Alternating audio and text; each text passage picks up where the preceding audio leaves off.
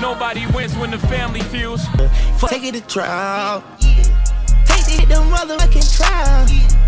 As it comes forth, you stated that they couldn't use it in the opening, and I would just ask that the court use their instruction and make the state follow the instruction that the court already gave. Okay, but it may not be what I think that Ms. Love is saying, Mr. Williams, is that the evidence may not necessarily be intrinsic.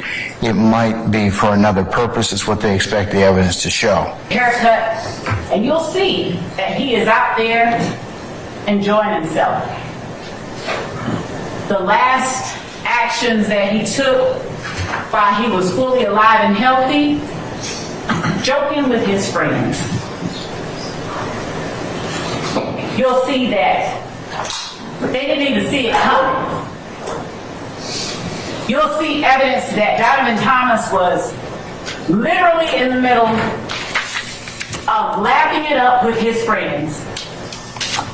When a car drives by and opens fire, that was taken. The words that were spoken, we known to kill the biggest cats of all kitties. How coincidental that Donovan Thomas was gunned down. And these were the words later spoken by members of YSL. The evidence will show that it's not coincidental at all. 100 rounds in a Tahoe. 100 rounds in a Tahoe. The evidence will show that the lyrics released by YSL members, the lyrics they chose to speak, they bore a very eerie significance to real life. Just like Thug's song, family, today we gotta take it to trial. Of course, we cover many cases, but today might be one of the most important hip-hop cases we're gonna cover thus far on this platform. The Atlanta-based rap star Young Thug has been incarcerated since May 9th, 2022, and have been denied bond several times since then. A year and 6 months later, trial has started. November 27th, 2023 was day one of the trial of the RICO against YSL. And just so we're clear, the penalty for a RICO conviction in Georgia, a person convicted of a crime under the RICO Act will be guilty of a felony and will be punished by prison, a fine, or both. If the penalty is prison, the term will be between 5 and 25 years. Now we got that out the way. After watching day one of this trial for over 8 hours, family, I broke it down until about 3. I'm here to provide you guys detailed context of day one with this video, the opening arguments, the defense, and the prosecutor. So before we jump into this one, without wasting too much time, remember, I won't give you no angle. I just give you the story. So with that being said, make sure you like, comment, and subscribe. We'll jump right to it. Now on day one of Young Thug trial against YSL, several of the defendants and their attorneys was in court. Now before the actual jury came into the courtroom, it seemed it was a debate and a back and forth about evidence in the slideshow not being presented to the defense. I'm going to let you guys see about 20 minutes of that before I show you guys about an hour of the opening arguments from the defense and the prosecutors. Check it out. All right, if we concluded our sharing exercise, I told you all to go ahead and talk with each other through when we broke. I did share it, Your Honor. If I may, Your Honor. Yes, ma'am. Regarding the court's earlier concern brought to the court's attention by Mr. Williams, Ms. Hilton shared with me what was said on the bench. But as it relates to Cordelius Ryan's post after the murder of Shamel Drinks, that was provided from day one in discovery, Your Honor. And it is not a crime that he is alleged to have committed. We may have put that on a list, including things, but Your Honor, that is not an intrinsic act in the sense of it being a crime or criminal act. And it is what the evidence is going to show happened. What I have in the PowerPoint, I can show to the court if you like. I sent that to defense counsel prior to today. I think I sent it Friday before 5. But what I have said is that on the day that Shamel Drinks was, I'm sorry, Jamari Holmes, my apologies to the court and to the family members here.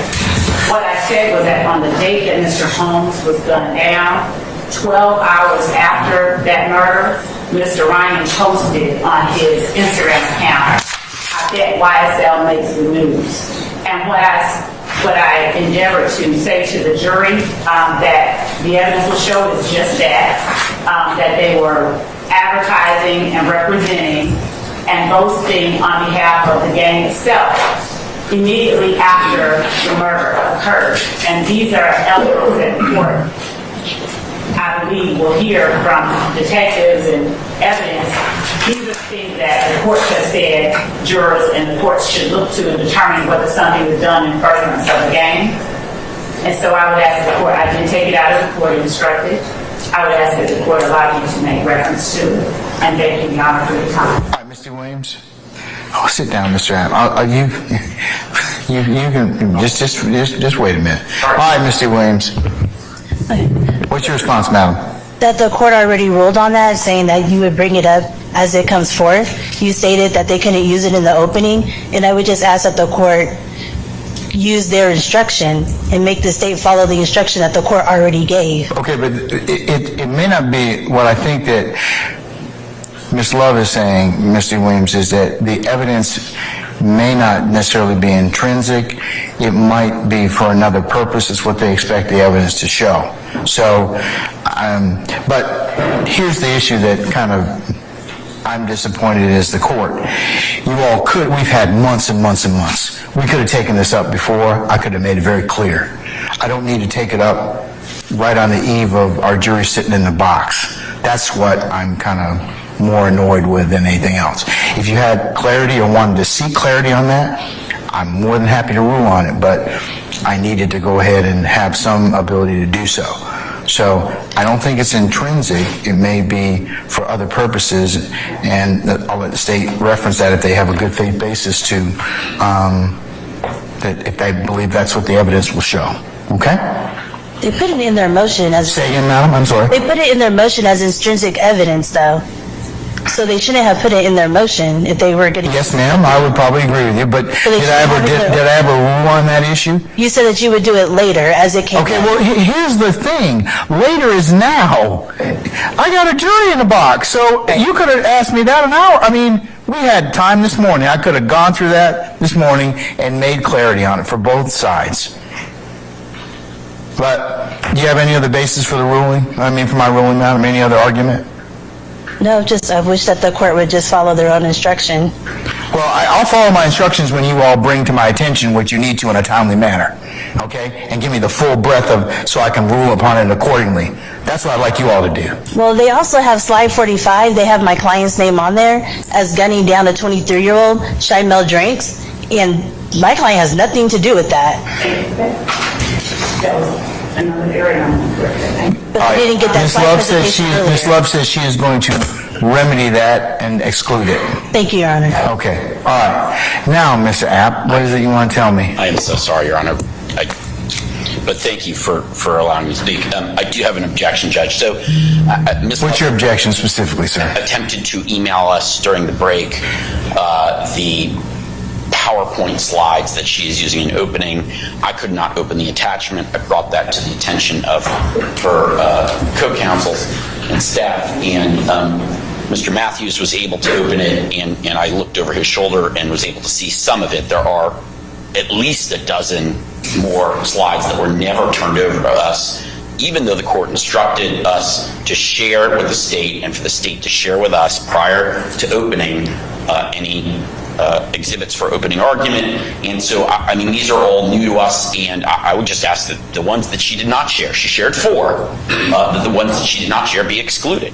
I'm objecting because the court ordered for us to share these. She did not. Clearly, she did it intentionally. There's also apparently factual errors in them. I would ask that any slides that haven't already been shown to the jury and that she did not disclose be excluded from her opening argument. Yes, ma'am, and then I'll go on to the next person. Thank you, Judge. Yes. Your Honor, I did not send only 4 slides or attachments. I sent to counsel for the defendants the photographs, the evidence that I intended to put into the opening PowerPoint. As far as the state's theory of the case and theme of the case and the words that I wrote, those are things that were being developed, ongoing, and I did not understand the court's directive to mean that we needed to turn over the words we would be speaking. As far as these photographs go, Judge, I said to them, if they can, actually I sent them to them. So there are some, I have only about, Your Honor, they're done. Hold on, wait, let her finish, and then I'll let you respond, Mr. Adams. so all of these slides that involve Christian Eppinger, I sent to them. And other than the slides involving Christian Eppinger, there is a slide of the vehicle that Donovan Thomas drove on the day he was gunned down. It's the back of the vehicle with the placards of showing the bullet defects.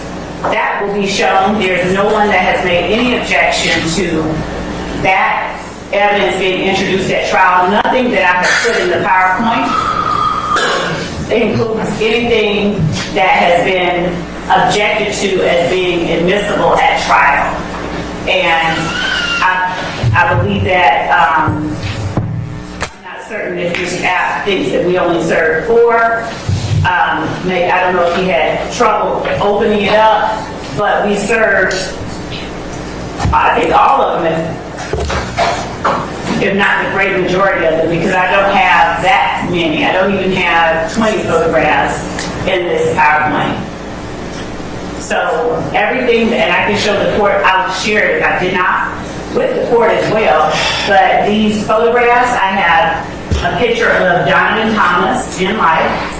I have a picture of the barbershop where he was gunned down. I have a picture of the back of Donovan Thomas's Tahoe. I have a picture of Donovan Thomas's headshot. At the time of the autopsy, no cutting, no nothing, just his face with the number.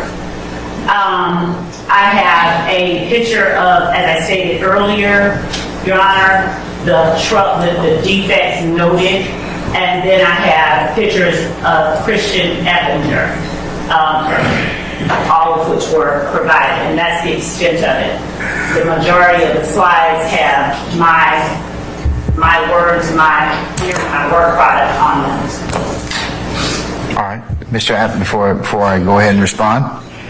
Your Honor, no one's suggesting that she had to turn over the text of her opening argument. But if she's going to show a PowerPoint to the jury, that is what the court instructed us to share. We're visual exhibits, and that's what she's doing. She's placing it up on a screen for the jury to see. And whether that's her own words as part of her opening as a PowerPoint, or it's just demonstrative, she could have shared it, and she didn't. And she did it. And she's suggesting now to the court as a work in progress that she hasn't worked on her opening statement until this past weekend. I don't believe that. I think if that's the case, then she's just lying to the court. But if that's not the case, and she didn't mean to mislead the court just now, then she could have and should have shared those PowerPoints. As to the photographs, those also could have been shared with prior to opening. If no one's suggesting they're not admissible at trial. If they're admissible, she can admit them at trial. But to show them to the jury now is part of our opening that violates this court's order that we were supposed to share our exhibits for opening prior to trial, which she did not do. So I think they should be excluded from the opening, and if she wants to introduce them later as evidence during the course of the case, then so be it. But I think there is good grounds for this court to, and Your Honor got upset because these issues could have been handled. They didn't have to wait until now. This is wasting time while the jury's waiting. Your Honor's right. And it's not our fault. It's her fault for not doing what the court instructed. And as a result, the appropriate and reasonable remedy is to prevent her from sharing any of these slides with the jury that she did not share with defense counsel prior to today. Whether they're evidence or whether they're text is part of her opening. All right, Mr. Matthews? Yes, Your Honor. Good morning to the court. I'd like to direct the state's attention to slide 15. In slide 15, the third bullet point, it references October 1st, 2020 in terms of that quote from the text message. In the indictment, Your Honor, if you look at Overt Act 102, that's where that particular quote comes from, Overt Act 102. In Overt Act 102, the date of that alleged text message was March 12th, 2020, not October 1st, 2020, as in the PowerPoint presentation. That's number one. Number two, the quote in the indictment is different from the quote in the PowerPoint. So that's two errors in slide 15 pertaining to Marquez Huey. And then when you go to slide 16, slide 16 is an overt act that is alleged in the indictment as Overt Act 123.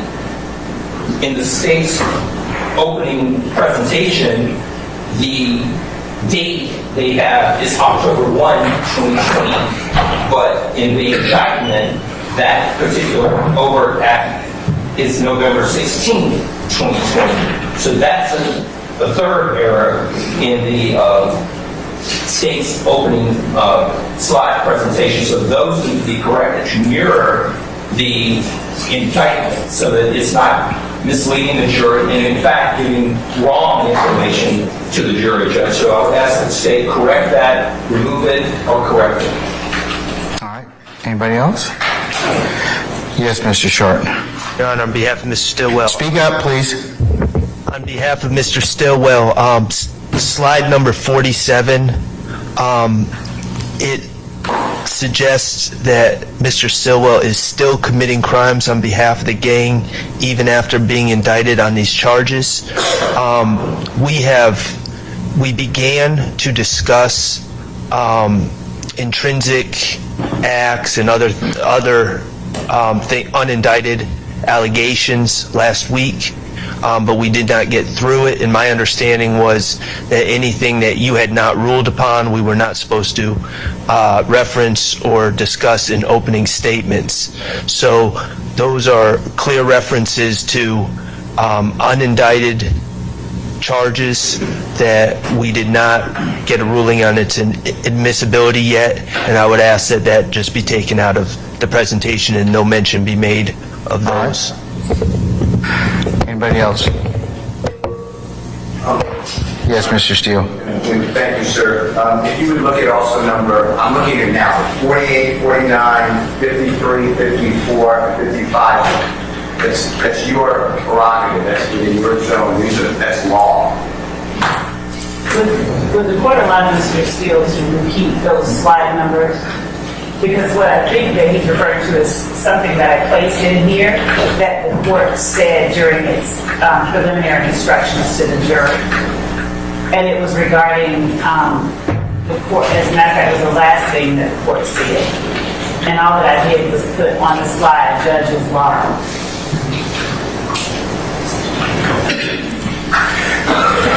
In terms of what slides are you talking about, Mr. Steele, again? I have 48, 49, 53, 54, 55. So 49, 48 through 55? Excluding, so 48, 49, but then skipping to 53, 54, and 55. 48 and 49. Your Honor, may I share via Zoom the slides that Mr. Steele? I would, yes, please, ma'am. Thank you. And you said, Mr. Steele, is it 45? Just share the presentation, please. Yes, Your Honor.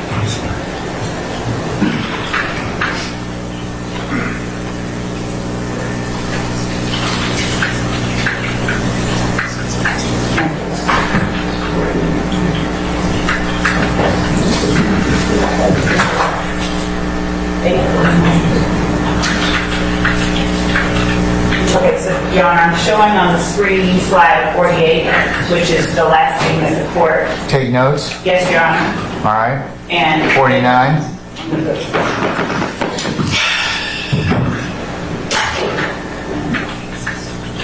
that was directly from what the court just said. All right. 50. 50. It's not 50, sir, 53. 53. Okay, let's get down to 53. And 53 is what I expect the evidence is going to show. So I'm going to, in speaking to the jurors regarding the witnesses and the instructions that the court has given them, I'm going to say to them, some of them, as I've already alluded to, some of them may not be wanting to speak. Some of them, you're going to see evidence that some of them are afraid, some of them are embarrassed, some of them are intimidated, some of them don't remember, some of them don't want to remember. That's simply what the evidence will show. And Your Honor, what I'm asking that the jury does in listening to and considering the testimony of any such witnesses is, as the court has already instructed, which is just to use your common sense because you won't decide who you believe. We're asking you to listen carefully, take notes, and pay attention. So there's nothing in that slide 53 that is in any way infringing on or entering into a lane that does not belong to the state. We are entitled and allowed to show and to state to the jury what the evidence will show. The way that I have decided to represent it in writing makes it no less so. Yeah, but it borders on argument at this point in time. So I can change it because I do expect that the evidence will show that some of the witnesses are afraid, some of the witnesses are embarrassed. So I can take out. Well, that's different. You might want to just redo it. I can do that. Any further objections, folks? Yes, Your Honor. I went over to the state's table, Carson Matthews and Beth Monsieur went over to the state's table and brought to their attention an error in slide 42, and I think it's incorrect. All right. Is that correct, State? All right, here's what I'm going to do. Folks, this is exactly why I told you I want you to, and let me go ahead and just say this. Ms. Love, I told you to give them your PowerPoint presentation. This is why you give it to them, so that they can get errors and they can also figure out if there's something they object to. So this is what's caused this delay. Because at this point, like I told you, there's no secrets in the trial of this case. You all have gone through quite a long process. But this just highlights the concerns the court had in terms of just breaking up the presentation for our jurors. So what I'm going to do, ladies and gentlemen, I'm going to go ahead and call our jurors out. I'm going to go ahead and release them for lunch. I'm going to tell them they're going to be at lunch until 1:30. During the lunch hour, Ms. Love, I want you to play or the slides that you have that otherwise have not been shown. You need to show them to the defense counsel and make sure they're correct. In the absence of them being corrected, I'm going to exclude your presentation. They have the presentation. But it needs to be correct. I don't want, if I get another objection about an error, I'm going to exclude it for the purposes of the opening statement because you didn't follow my instructions. This is why I told everyone. They need to get, and the defendants needed to give you their opening statements and the things they wish to use during their openings as well, because we're having interruptions and delay, and that's what I wanted to avoid for our jurors. That was the reasons I told you all to do that. So, Your Honor, as far as any typographical errors, I'm not worried about that. But I'm not worried about that. But the errors that Mr. Apt, Mr. Matthews, and Mr. Shaw have made are errors, and Ms. D. Williams need to be corrected. Okay? yes, Your Honor, I will, of course, correct. And but everyone else needs to see it so they can be comfortable and make sure that you represented something that what you expect the evidence to show to be correct. Okay? Thank you, Judge. We'll do it.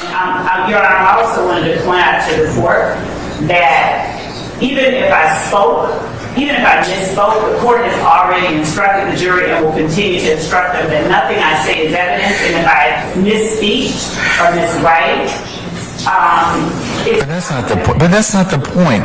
I'm going to tell them that. But and I told them that already. But that's not the point. The point is so that we can have a smooth and orderly presentation of evidence. Okay.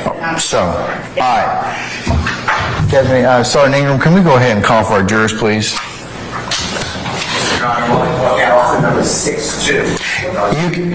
You can go ahead and take up that during the recess. Okay.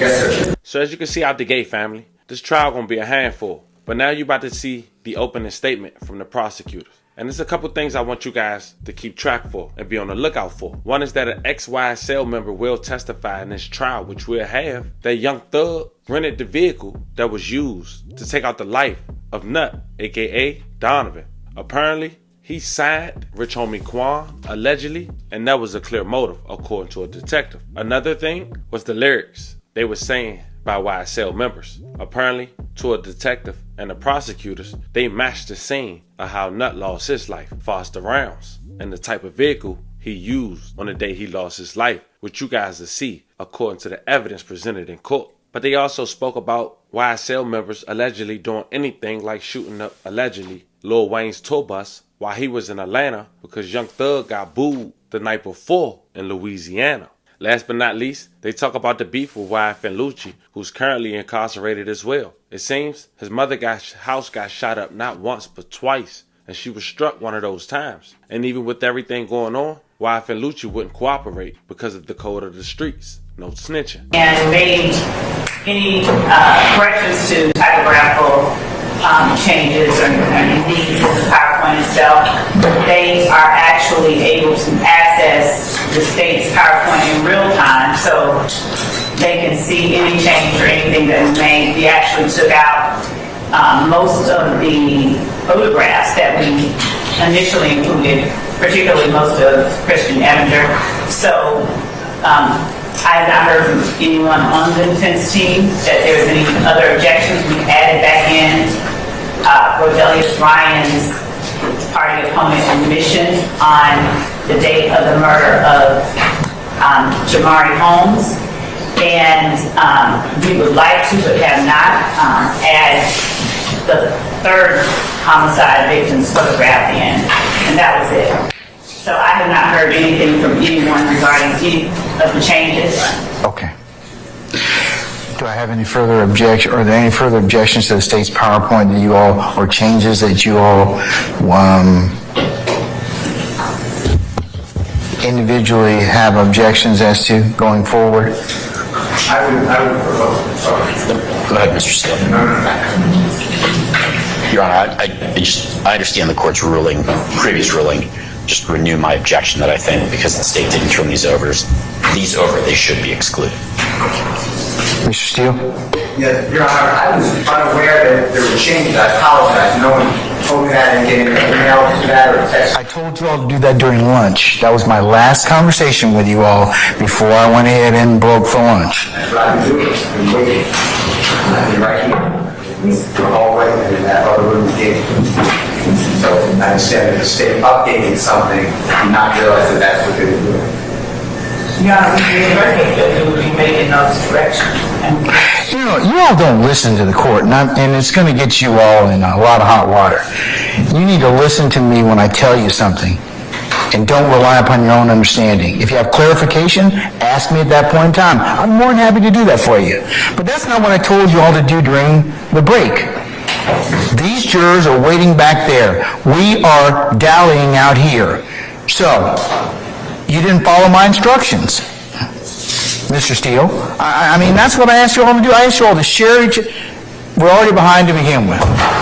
So...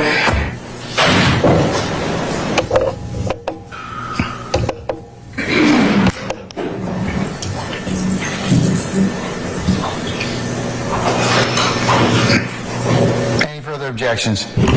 Yes, Your Honor, I didn't know that they were changing. Yes, Ms. D. Williams. And on slide 10 and 13, they misquoted the Instagram post. They misquoted it? Yes, they did.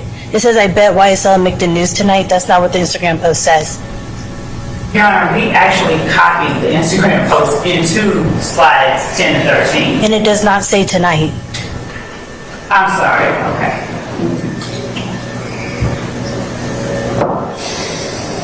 I will take out the word tonight. He's right. Anything further? Mr. Shard, did you rise to? Well, I'm just seeking I, on behalf of, I think, everyone in this back row, we're seeking clarification. Is the state saying that the same link that they sent earlier before the changes will now show an updated version? In fact, it does. It has on every other person's computer who has this PowerPoint, and at the appropriate time we would. Mr. Sharp shared his PowerPoint. We were able to see it, and the state has objections to the argumentative slide in Mr. Sharp's PowerPoint that we would like to press before in front of the jury.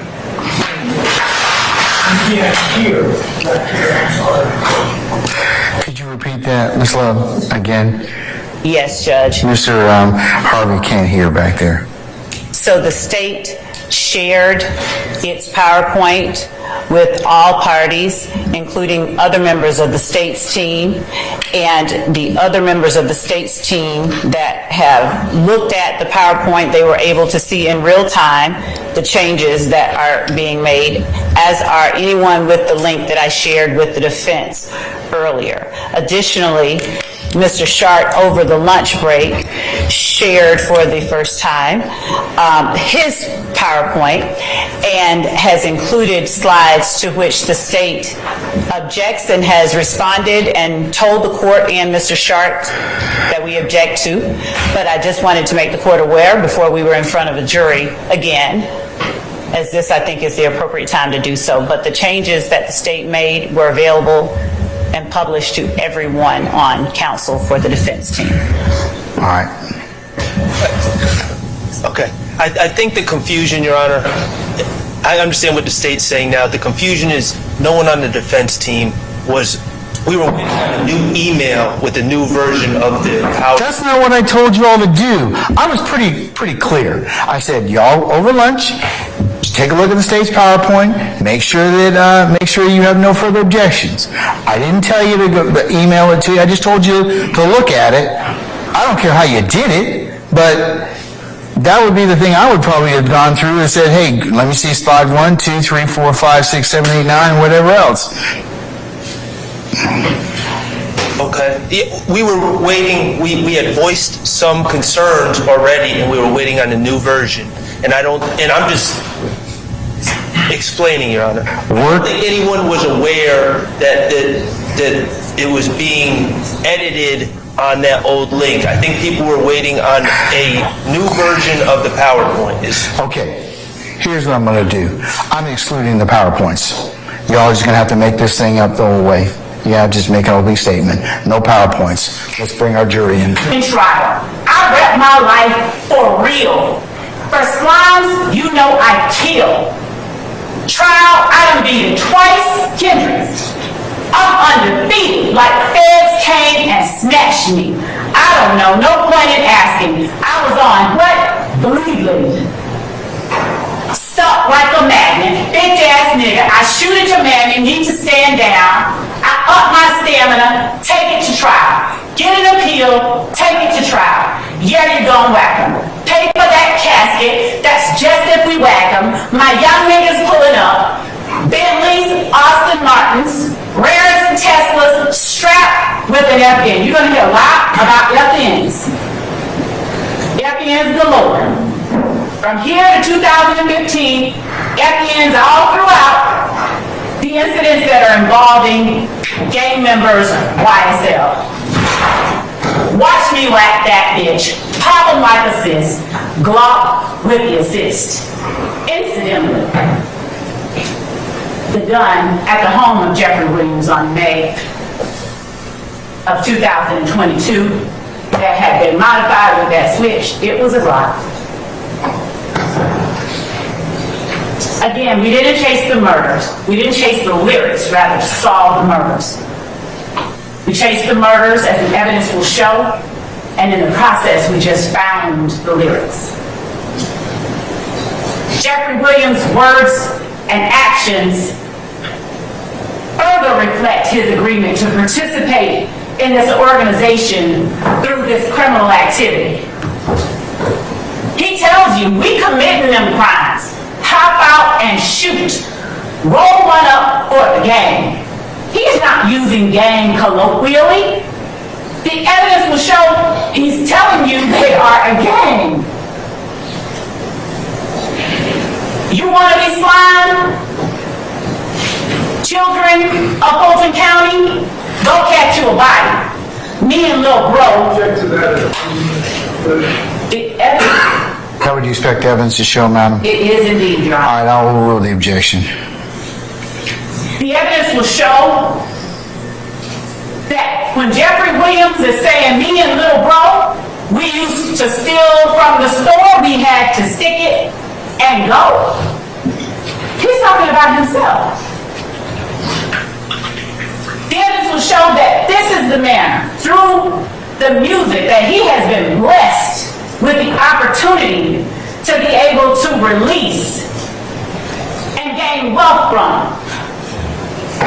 Through that music, through that blessing, the evidence will show that Jeffrey Williams led the group of people that wreaked utter havoc on Fulton County. Jeffrey Williams' words and actions, as the evidence will show to the members of his gang, you'll hear in a conversation he has with them, y'all ain't beat him up or shot him yet, y'all he's getting soft. The evidence will show that there's no place or need for that kind of edict or statement when all you're doing is making music. And to clarify and put a very clear and fine point on it, the evidence will show that no one is attempting to take away from Mr. Williams the fact that he has had a lucrative rap career. The evidence is simply being put before you to show that he is guilty of committing the crimes that are laid out in this indictment. That he and his fellow YSL gang members and associates on trial before you now agreed to participate in this organization through the illicit, illegal activity listed in this indictment. And that they further committed all the other crimes listed in the indictment beyond count one. Because as you'll see, count one consists of 191 overt acts. Acts that aren't all crimes, they're just acts. But counts 2 through 65, the ones that have these defendants' names on them, are the ones you're here to evaluate whether or not the state has proved.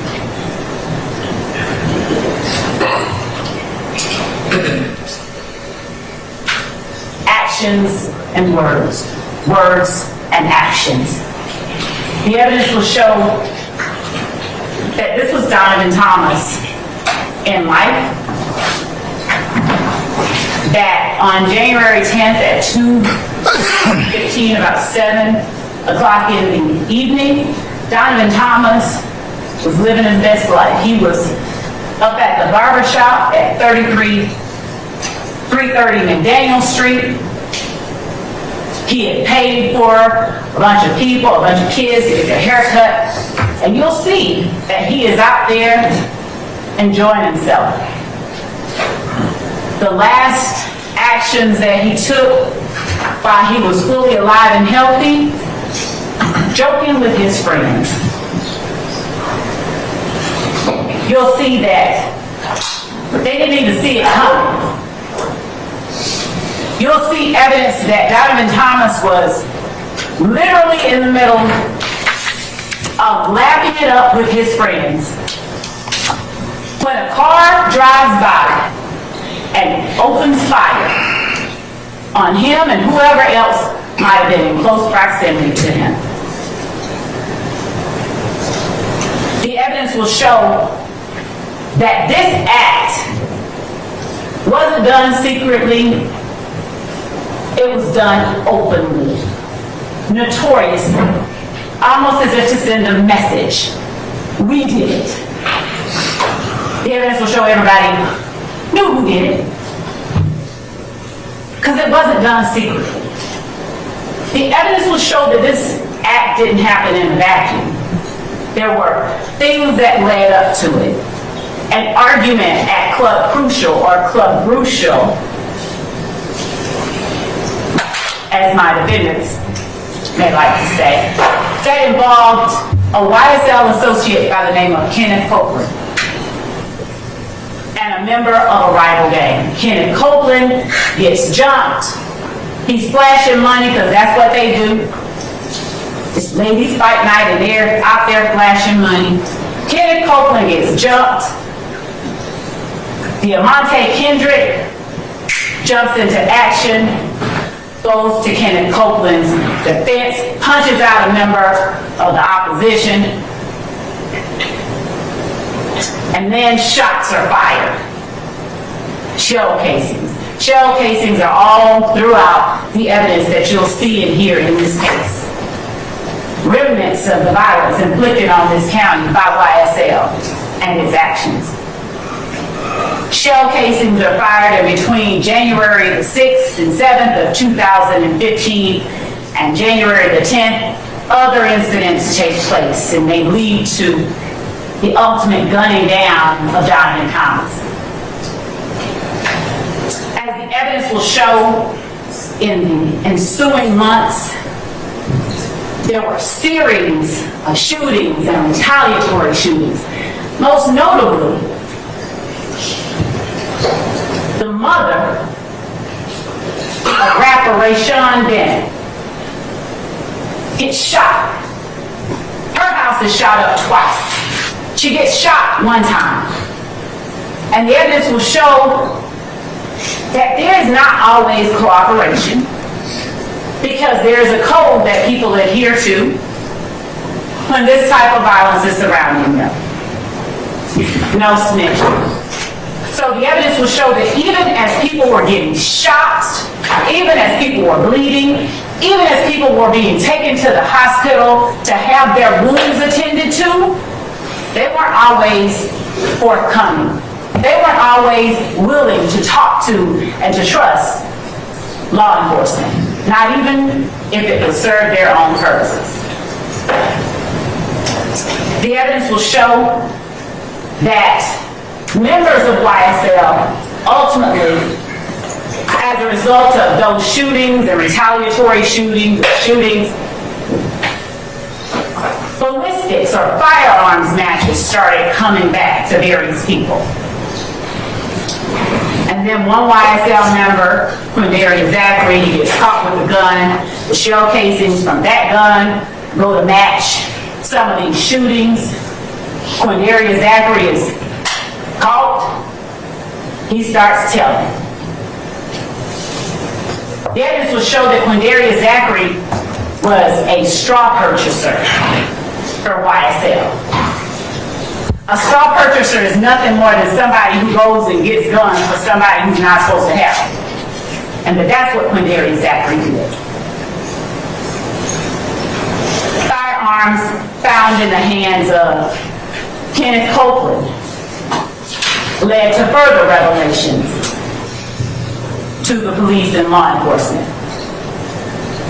The evidence will show members of YSL were so eager, so gangster about acting on behalf of and in the protection of the defendant Jeffrey Williams and YSL that when Wayne Carter, otherwise known as Lil Wayne, came to town to perform at the compound while the defendant Jeffrey Williams was performing in Lil Wayne's hometown. According to word from the people that talked getting booed at the time, members of YSL show up at the compound, locked and loaded with guns. Evidence will show that Security knew to be on the lookout for members of YSL. The authorities were alerted to ongoing public rifts and back and forth between the defendant, Jeffrey Williams, and members of his gang, and statements being made publicly on social media about, towards, and threatening Wayne Carter. So when Tyrone Dennis, who is working an extra job, he is a law enforcement officer. At the time, he was an investigator with the Atlanta Police Department gang unit. So when he's there working his extra job, and he sees Walter Murphy, one of the founding members of YSL, show up with the defendant's sisters and Trontavia Stevens, and ultimately Jimmy Winfrey with guns. When he sees Walter Murphy try to secret a gun underneath the wheel well of a car, he calls him out. He's like, "What are you doing?" Walter Murphy's like, "Oh, hey. The evidence will show that the YSL gang members that showed up at the compound that night were not allowed entry into Lil Wayne's concert, his venue. So what they did was they waited until Lil Wayne leaves, gets in his tour bus, and is attempting to leave the area. They get up beside the tour bus and they unload bullets into the man's tour bus. Bullets. For nothing, except to show their dominance. There will be no evidence that Lil Wayne threatened either of them that night. But that act on the part of Jimmy Winfrey and the defendants before you today, that act was intended to show their solidarity, their willingness to act on the behalf of, their willingness to exact violence upon anyone who threatened the position of the criminal street gang calling itself Young Slimelight. You'll hear evidence that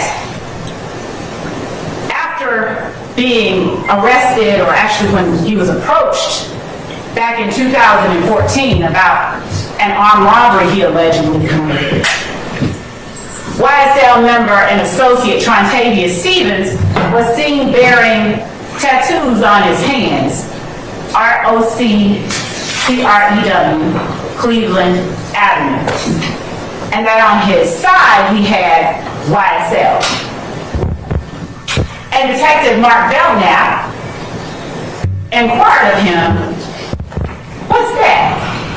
Bill Belknap knew because he had been working the streets of Atlanta for a long time. He was familiar with RICO. But as gang investigators, they're taught to interact with and talk to people when they see indicia of criminal street gang activity. You'll hear that Trontavia Stevens told Belknap, "Well, Rock Crew is the name we used to call ourselves. Then we started going by YSL, which stands for Young Slimelight, or it did stand for Young Slimelight. But then, when my friend Jeffrey Williams started becoming successful, we changed that name to Young Successful Life." The words of a member of the gang himself. The only time, as the evidence will show, that members of YSL don't want to call themselves and acknowledge that they are in fact a gang is when it would be to their detriment. The evidence will show that any other day of the week, they are loudly and proudly promoting their criminal activities. Donald Thomas, he was driving this Chevrolet Tahoe the night he was gunned down. The evidence will show that this location here is the barbershop right up from the Texaco at the corner of McDaniel and Northside Drive in Atlanta, Fulton County. We ask you During voir dire, you heard us say, how many of you are familiar with this area? This is that area.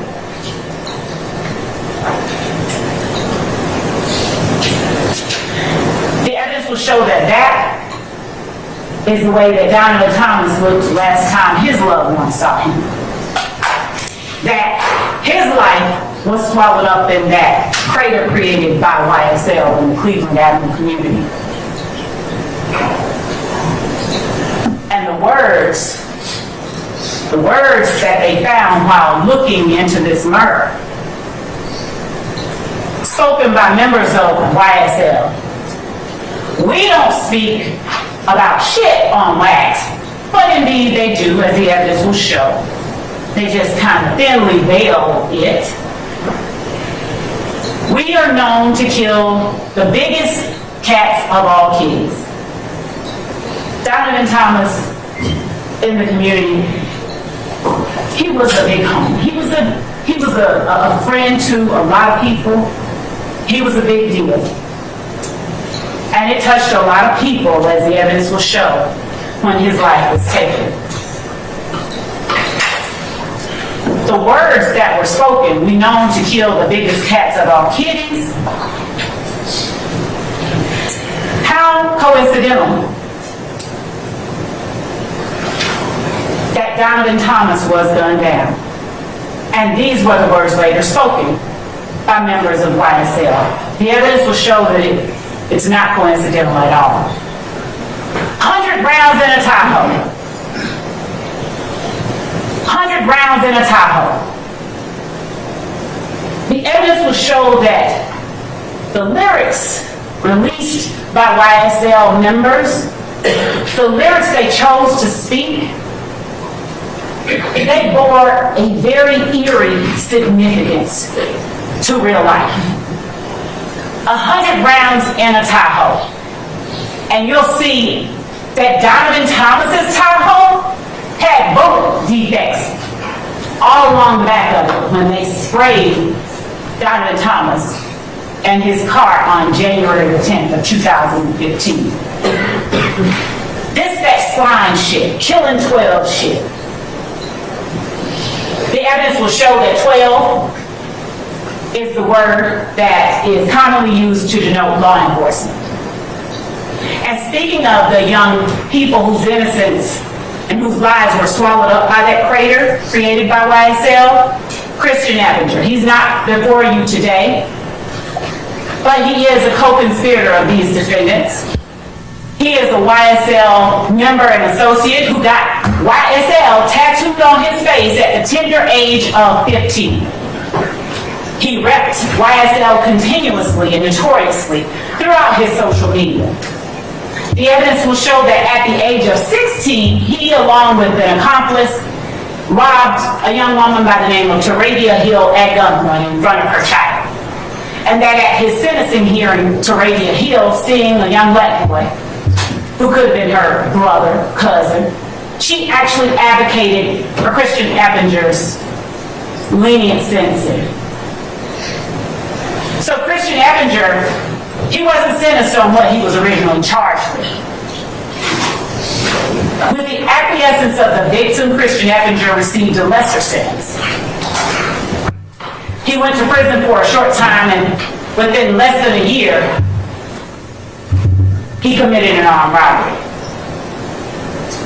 And when law enforcement officers are out there looking for Christian Epinger, who incidentally constantly posted on social media with the guns and his gang signs and the green emojis with the gun pointing to the camera or to some other emoji talking about how he reps hard for YSL. When law enforcement officers, specifically a law enforcement officer just 30 years old by the name of Officer Rogers, when they go to apprehend Christian Epinger on this armed robbery he committed after being released from prison, having robbed Taradia Hill, they do everything they can to take him in without causing any harm to Christian Epinger. But you you will see that while he's being taken into custody, what Christian Eppinger does, he takes the firearm of this young officer. He pulls it out of the holster and he fires, putting 7 bullets in Officer Rogers.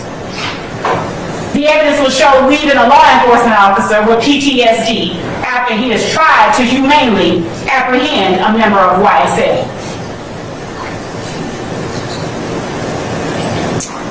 The evidence will show that this person depicted here is Quantavious Greer, also an associate, but perhaps more importantly, the brother of the defendant, Jeffrey Williams.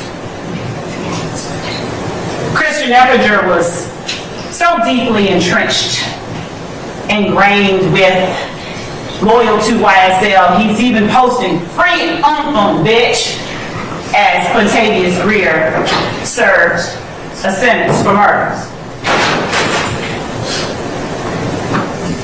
Who said they want smoke? Christian Eppinger, as he's calling himself YSL Briss. Note that Chris does not start with the letter B, but it does when you're associating yourself with a criminal street gang who aligns itself with the Bloods.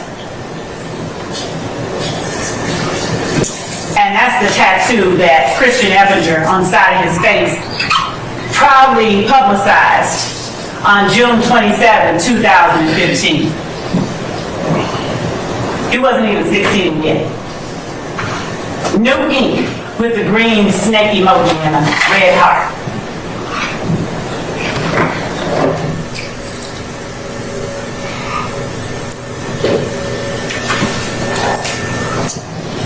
The evidence will show that though you'll hear over and over the names of the 6 people on trial before you today, that the 6 people on trial before you are not the people who were most viciously affected by the acts of this criminal street gang. The evidence will show how far members of YSL are and were willing to go to act immediately on behalf of each other. Dexter Montgomery, minding his business, happened to drive in just a little too closely behind another YSL associate, who then phoned up the gang who was posted up at the trap house. And in minutes, 2 more YSL associates showed up with a long gun and handguns. Dexter Montgomery had no idea he was about to lose half of his head that day. As Dexter Montgomery left the gas station, 2 YSL associates followed behind him. And as he stopped at a red light, they opened fire. Miraculously, the evidence will show that Dexter Montgomery survived, but literally half of his head is gone. You'll hear from and see Dexter Montgomery during the course of this trial. The evidence will show that after that happened,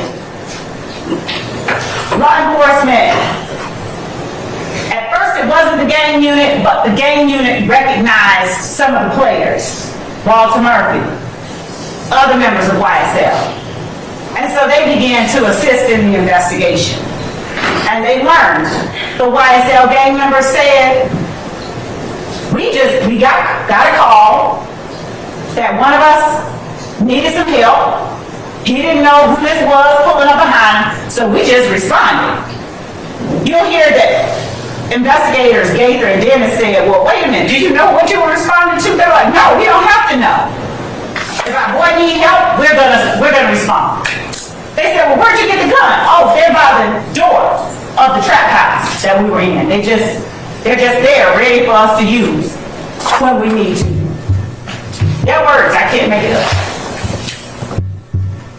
The evidence will show that actions of YSL gang members and associates on behalf of their leader when they felt someone disrespected Jeffrey Williams or any other member of their pack.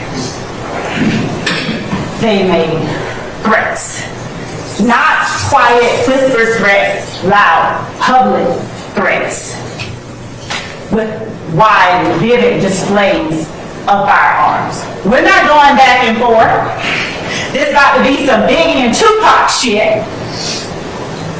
And shooting up Wayne Carter's tour bus.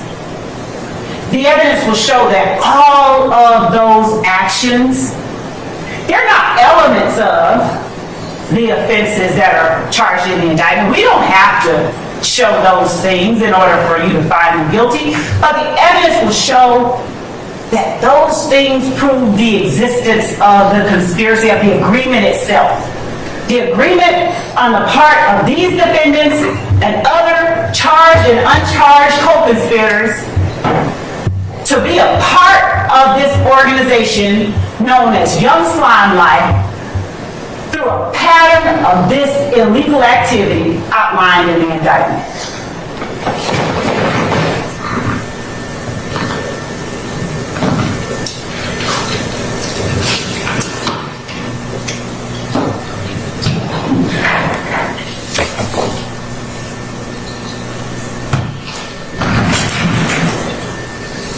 There are numerous victims that you're going to hear about. Shannon Stillwell is another defendant who is before you, being accused of various crimes in this indictment. Shannon Stillwell is alleged by one of his own crew, by another YSL, two other YSL members, to have been one of the gunmen who took the life of Donovan Thomas.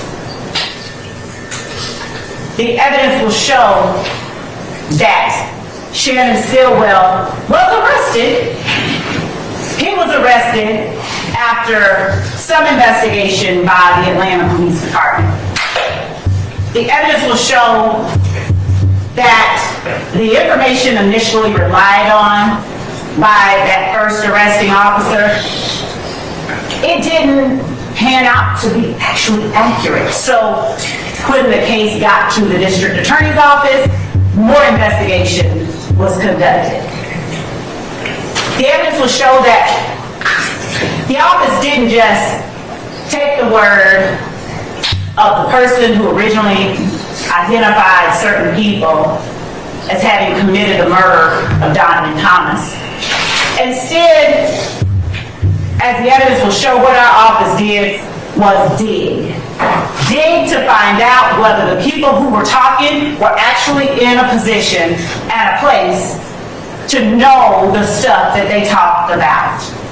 And what they learned was that that person originally relied on by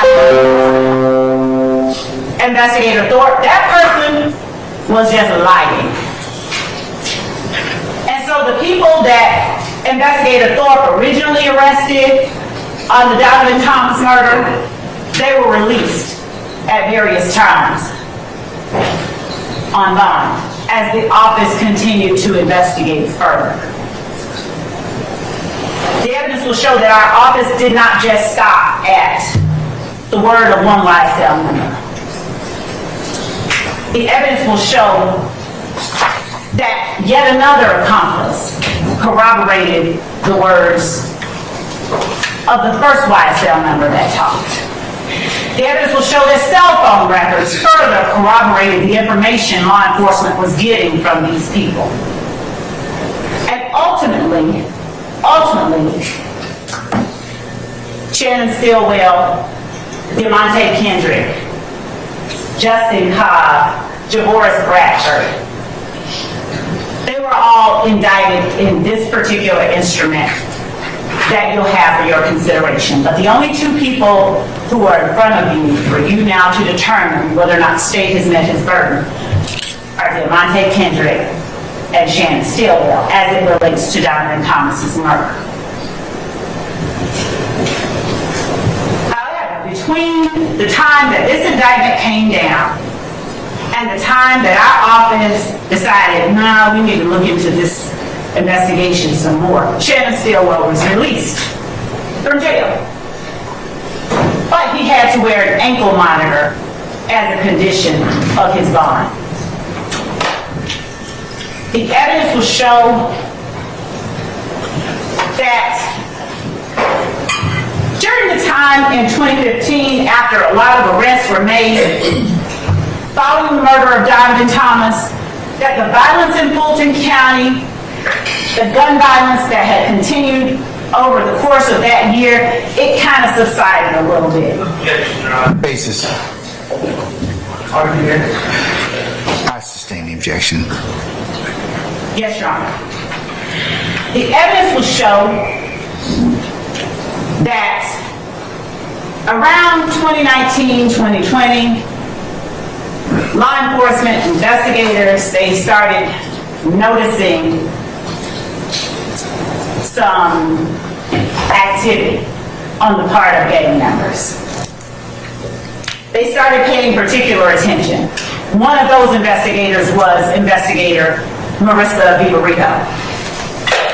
You'll see and hear from investigator Vivarito, and you'll learn that one of her jobs as a law enforcement officer, one of her background experiences was that she was a probation officer, so she had a lot of information about a lot of YSL gang members. You'll hear that initially, after Shamel Drinks was gunned down, Detective Hogan with the Atlanta Police Department, he didn't have any leads. As a matter of fact, he came back to the precinct lamenting the fact that he had no leads on this homicide that just occurred at Windsor and the I-20 entrance ramp. Young man killed, gunned down inside his car. When investigator Vivarito began talking to Detective Hogan, she saw that Detective Hogan did have some footage from the gas station right up from that location. And that investigator Hogan was looking to find the people in the gas station because that gas station was the last place that Shamel Drinks was seen alive. One of the people in the surveillance footage was wearing a very distinct hoodie and coat. And as it would happen, investigator Vivarito had hours earlier been at a Waters Road location, one of YSL's hangouts. As the evidence will show, a place from which they conducted transactions. And that the Waters Road address had been shot up, and investigator Vivarito happened upon Shannon Stillwell and other members of YSL in the same outfit he was seen in the surveillance video on at the time Shamel Drinks was inside the gas station. The evidence will show that further investigation revealed that Shannon Stillwell was wearing an ankle monitor at the time that Shamel Drinks was gunned down. And that ankle monitor put him right there at the place that Shamel Drinks took his last breath. The evidence will show that in this murder, much like in the Donovan Thomas murder, there was a rental car involved.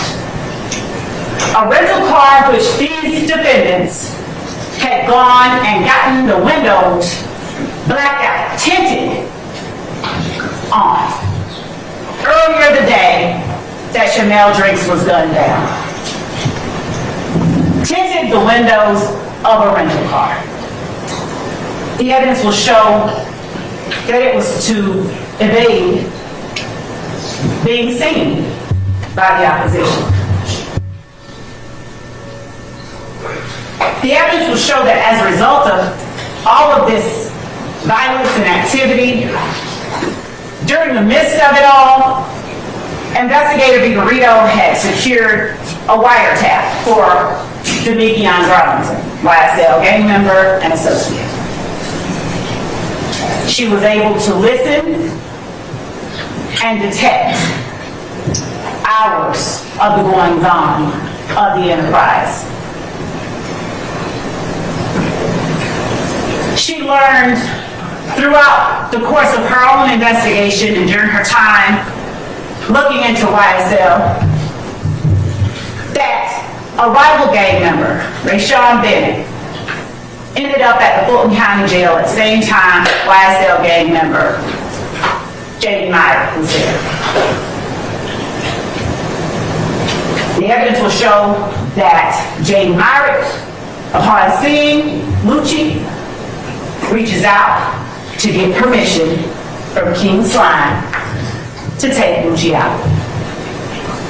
The evidence will show that Jaden Myrick actually endeavored to stab Rayshawn Bennett to death, but that he was unsuccessful. The evidence will further show that Jaden Myrick wasn't the only one reaching out to this defendant, Jeffrey Williams, for permission to commit a homicide.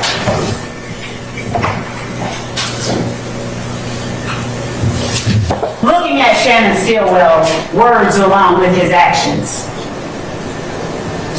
happening upon the lyrics while trying to solve the murder, the evidence will show that law enforcement found one nugget spoken by Shannon Stillwell. I just beat a murder rap.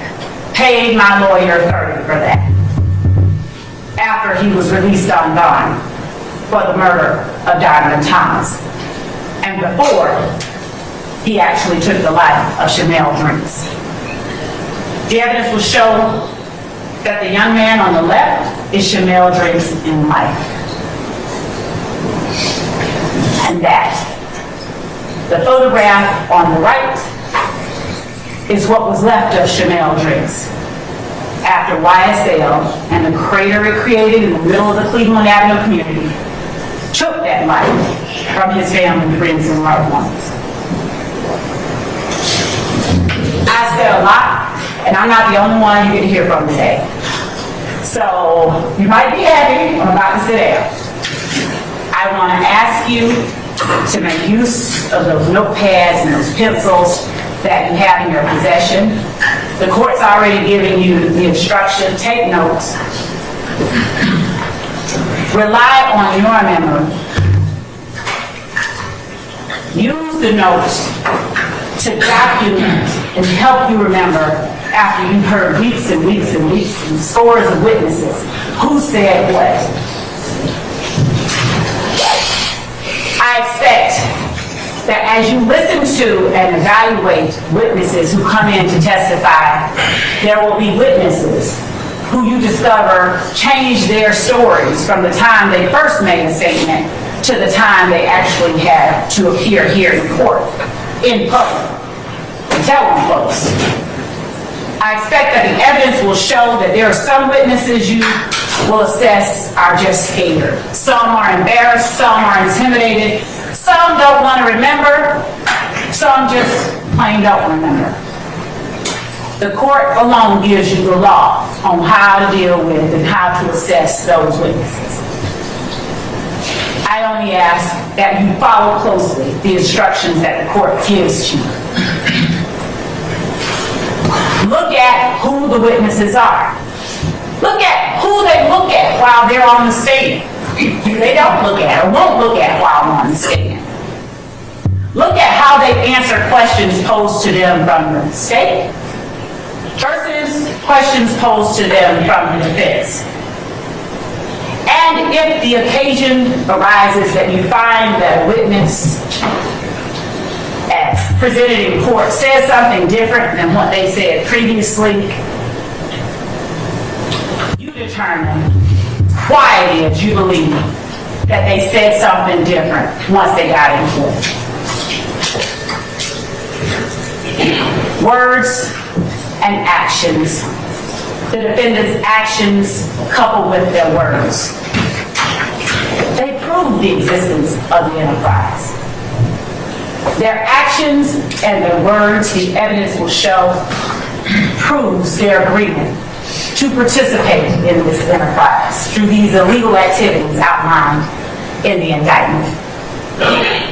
Preserving, protecting, enhancing the reputation, power, and territory of the enterprise through acts including murder, assault, and threats of violence are what the evidence will show these defendants did over the last 10 years. The evidence will show that the violence didn't stop in 2015. Preserving, protecting, and enhancing the reputation, power, territory of the enterprise by the posting of messages, images, videos, and songs demonstrating their allegiance to the enterprise and a willingness to engage in violence on its behalf are what you'll see evidence of over the course of the next several weeks. Maintaining armed individuals ready and willing to preserve, protect, and enhance the reputation, power, and territory of the enterprise through the use of violence. It's what the witnesses and the evidence you will see proves to you. Obtaining money and other property through illegal activities like robbery, theft, and illegal drug sales and distribution. And obstructing law enforcement, killing 12 shifts. Investigations and court proceedings through witness intimidation and attacks upon law enforcement officers. You'll see it for yourself. The children whose innocence this organization claimed as its own. And in the end, the evidence is going to show you that YSL is a RICO enterprise, nothing fancy about it. The evidence is going to show you that it's also a criminal street gang. Those two are not mutually exclusive. That these defendants participated in this enterprise in a way that had nothing at all to do with the record label, except maybe their actions as reflected in their songs made their music more real and perhaps more appealable to somebody. The evidence will show that the defendants, they talk about YSL while they talk about the crimes they committed. And while they talk about the crimes they're going to commit, you'll see that this evidence proves that YSL is a criminal organization. The defendants have been associating together for many years, committing crimes together against the general public, against rival gang members, as the evidence will show, against law enforcement, and against each other. The evidence will show they agreed, they willingly participated in these activities.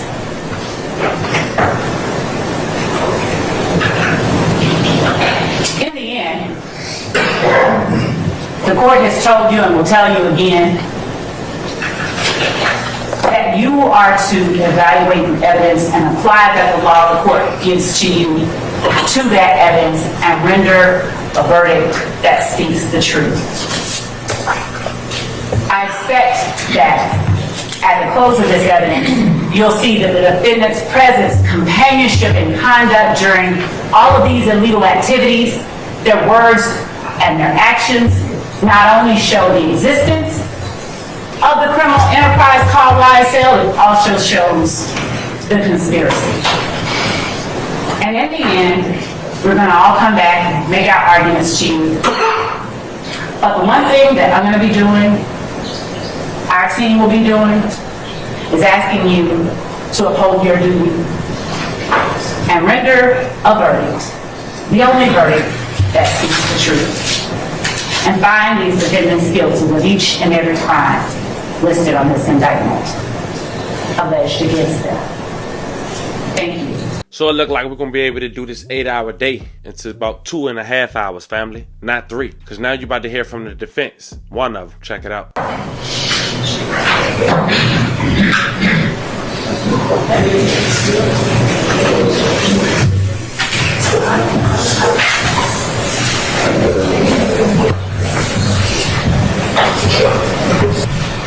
Ladies and gentlemen, please be seated. All right, thank you, Sergeant Ingram. All right, does any member of the defense wish to make an opening statement this time? I would, Your Honor, on behalf of Mr. Stillwell. All right, Mr. Sharp, you may proceed, sir. Thank you, Your Honor. May it please the court. Good afternoon. Good afternoon. My name is Max Sharp, and along with my co-counsel, the gentleman with the white hair back there, his name is David Botts. And together we have the honor and privilege of representing Shannon Stillwell. Shannon Stillwell is an innocent man. He's been accused of the murder of Donovan Thomas in 2015. He is not guilty. He has been accused of a murder of Jamal Drakes in 2022. He is not guilty. He has been accused of conspiring to violate the Georgia State RICO law. He is not guilty. Now, I am going to deliver an opening statement that will preview what I believe the evidence will show in this case and the evidence that will come in trial. But before I even start previewing what I believe the evidence will be, I want to discuss with you some preliminary matters regarding this case. The first preliminary matter that I wish to discuss is my client's name. Okay? On the indictment, you will see, when you look at the indictment, that my client is listed as Shannon Stillwell, also known as Shannon Jackson. Okay, and there's a simple explanation for that. You will learn that his mother was a Stillwell, but he was raised by his paternal grandmother, Betty Jackson. So at times he's been a Stillwell, at times he's been a Jackson. He's indicted as Shannon Stillwell. I know him as Shannon Stillwell, but throughout this trial, some people may say Shannon Jackson, some people may say Shannon Stillwell. I may slip up and say Shannon Jackson. But we're talking about the same person, Shannon Stillwell. Second preliminary matter. It has not been lost on me that my client, it's not lost on any of us, that my client is charged with 2 murders in this case. He's charged in 2015, and the evidence will show that he was wrongfully accused. And that case never went to court. He was accused in 2022, wrongfully, based largely on assumptions made about the 2015 case. We plead absolutely not guilty. With our backs straight and our eyes wide open, we plead not guilty to those charges. And finally, ladies and gentlemen, as far as preliminary matters, as you probably have realized through jury selection and the fact that we have some visitors from the press here today and different things about this case, this is somewhat of a unique case. It's drawn some attention. But the thing I want to stress is that this case is no different than any other case in the state of Georgia or the United States of America as far as criminal cases go. And it has the same ground rules as any other case tried in this great union. The ground rules of this case are that the defendant, Shannon Stillwell, and all the other defendants are presumed innocent. The state bears the burden of proving their case against all the accused individually. And the state's burden of proof is the highest burden in our system, beyond a reasonable doubt. Beyond a reasonable doubt.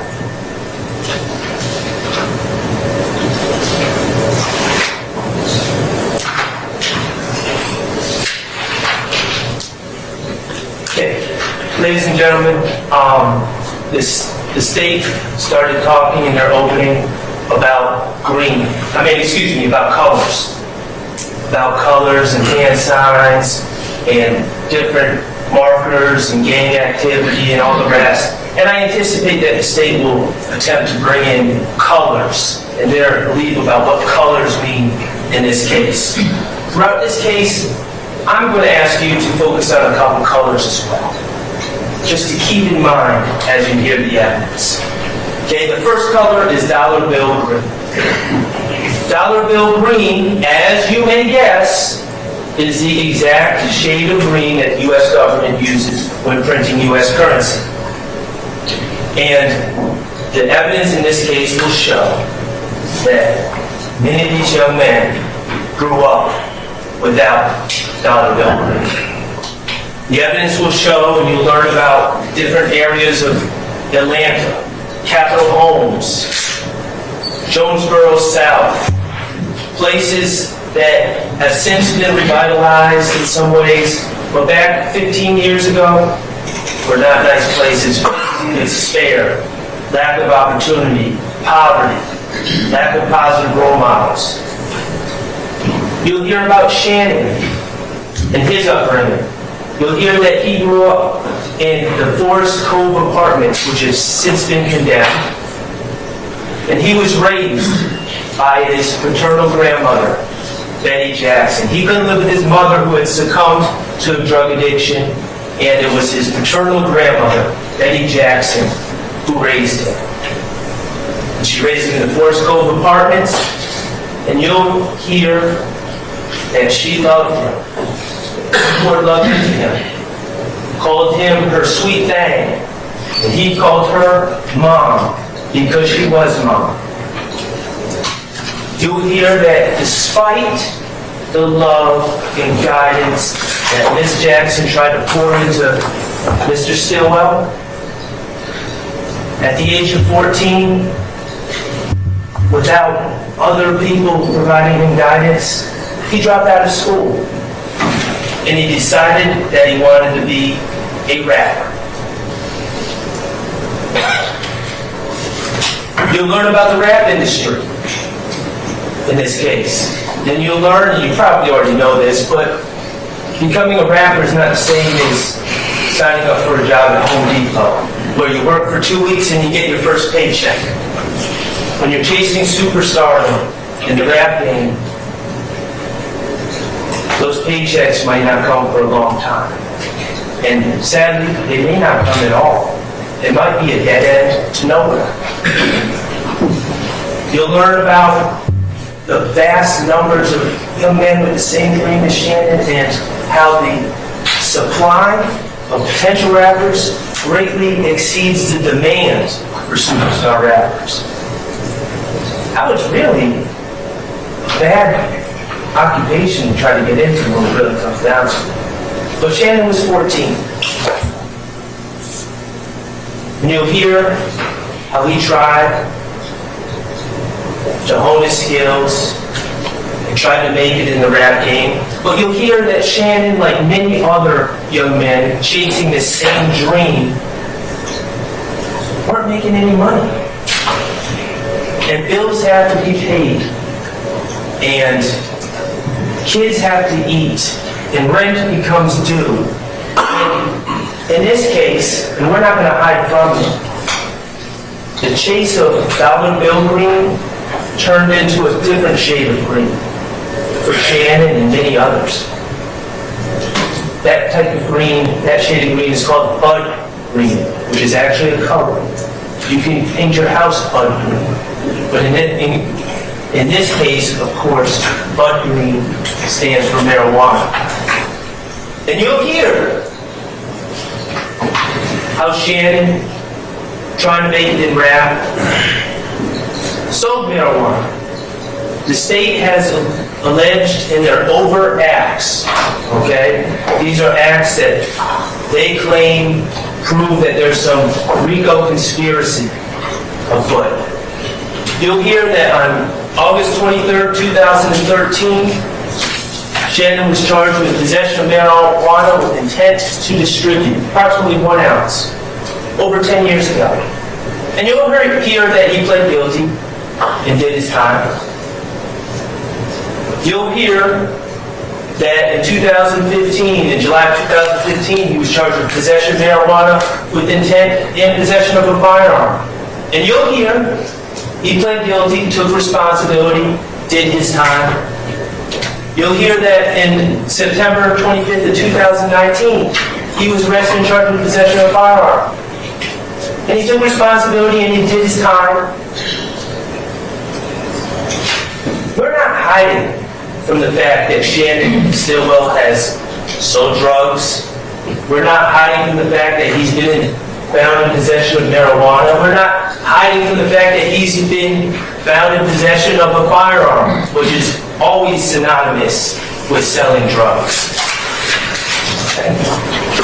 These are his past, his truth, and they were his decisions. His motivation was to make money for him, to live, to pay rent, to eat. Ladies and gentlemen, we're not hiding from the past. But the evidence will show that Shannon's decisions, starting over 10 years ago, had nothing to do with YSL or any other organization. You won't hear evidence that Shannon was selling marijuana and then calling someone from YSL saying, hey, I got some money to support the organization, or calling Jeffrey Williams and saying, hey, I got some money for you, man. No, it was for him. He was a drug dealer. He pled guilty. He did his time. Just like thousands of other people in Atlanta. This has nothing to do with YSL. Has nothing to do with the January 10th shooting of Donovan Thomas. It has nothing to do with the 2022 shooting of Shamar Briggs.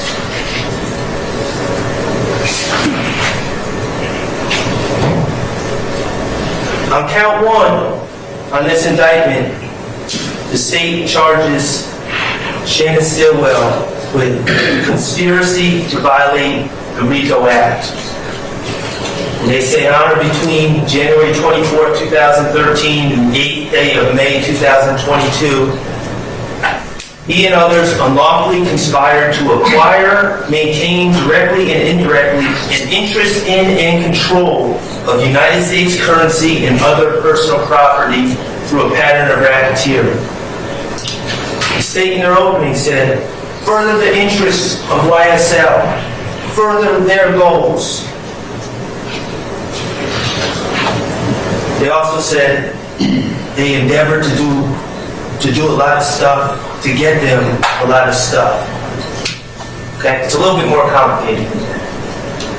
And RICO, the actions need to be part of a racketeering organization, not a drug dealer selling drugs to put food on his own table before his studio time to chase his dream as a rapper. I'm going to ask you, as a close of evidence, to find Shannon Stillwell not guilty. Count one.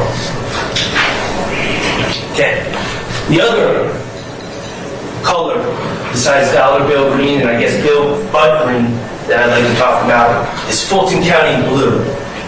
Now, Fulton County blue refers to the Fulton County Jail, 901 Rice Street, where people are taken when they're arrested for felony charges in Fulton County.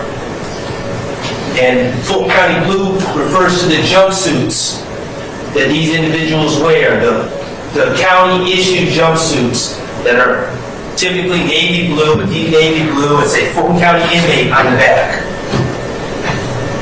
You'll hear about the conditions of jail life and Fulton County jail life in particular, and common sense dictates some of this. You're confined to a cell, sometimes with another man sharing that small cell with you. You have no privacy. Use the bathroom in front of men, shower in front of men. You're in fear, danger. You're separated from your family and your loved ones. But most importantly, the men wearing blue, Fulton County blue, they've lost control of their lives. They've lost control of their destiny. Their destiny is now in the hands of the judicial system, in the hands of prosecutors.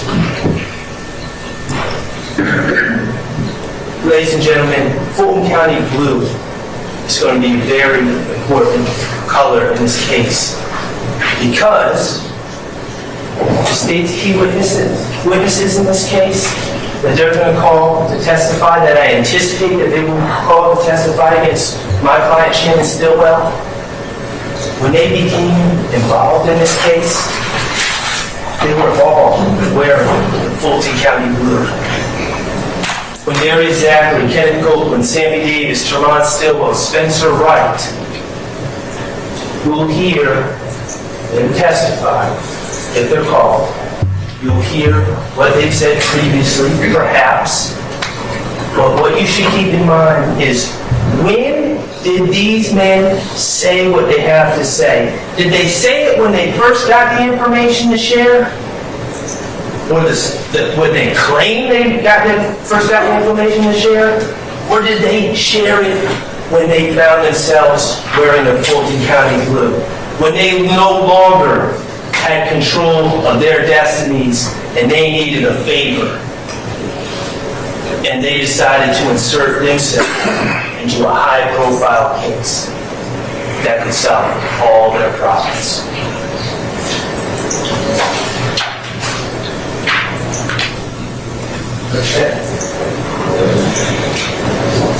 Let's talk about January 10, 2015. That's the case involving Mr. Thomas. And the evidence will show that this was a high-profile case. And the reason,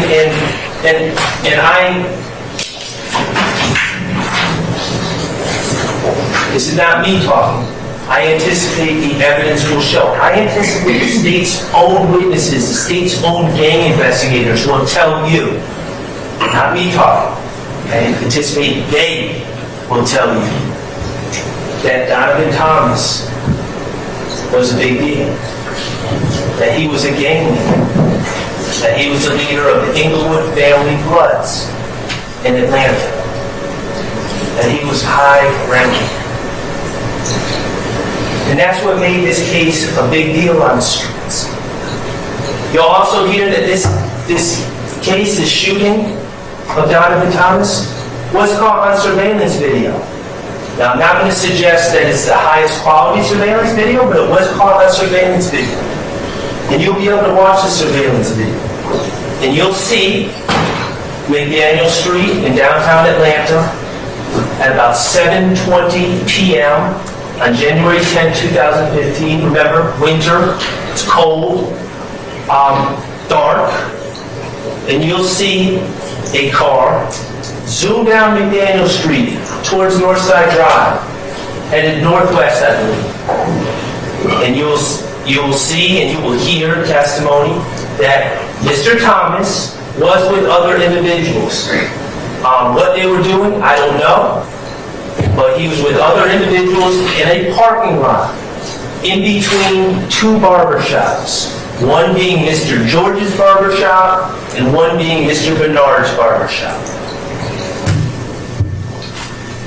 And you will hear that this car zoomed down this dark street on that January 9th, and it appears from the video that you will see that an individual starts shooting out of the sunroof in the direction of Donovan Thomas and others.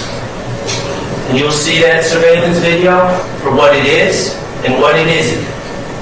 And you will also see how quickly everything occurred that night. A matter of seconds. Detective Thorpe is the Atlanta Police Department detective that was assigned this case in January 2015, and you'll hear that he gathered the evidence from the crime scene. There was no DNA, there was no fingerprints of value. You'll hear that there were shell casings all along the street, but you won't ever hear that these shell casings were linked to any particular gun or Shannon Stillwell or anything else.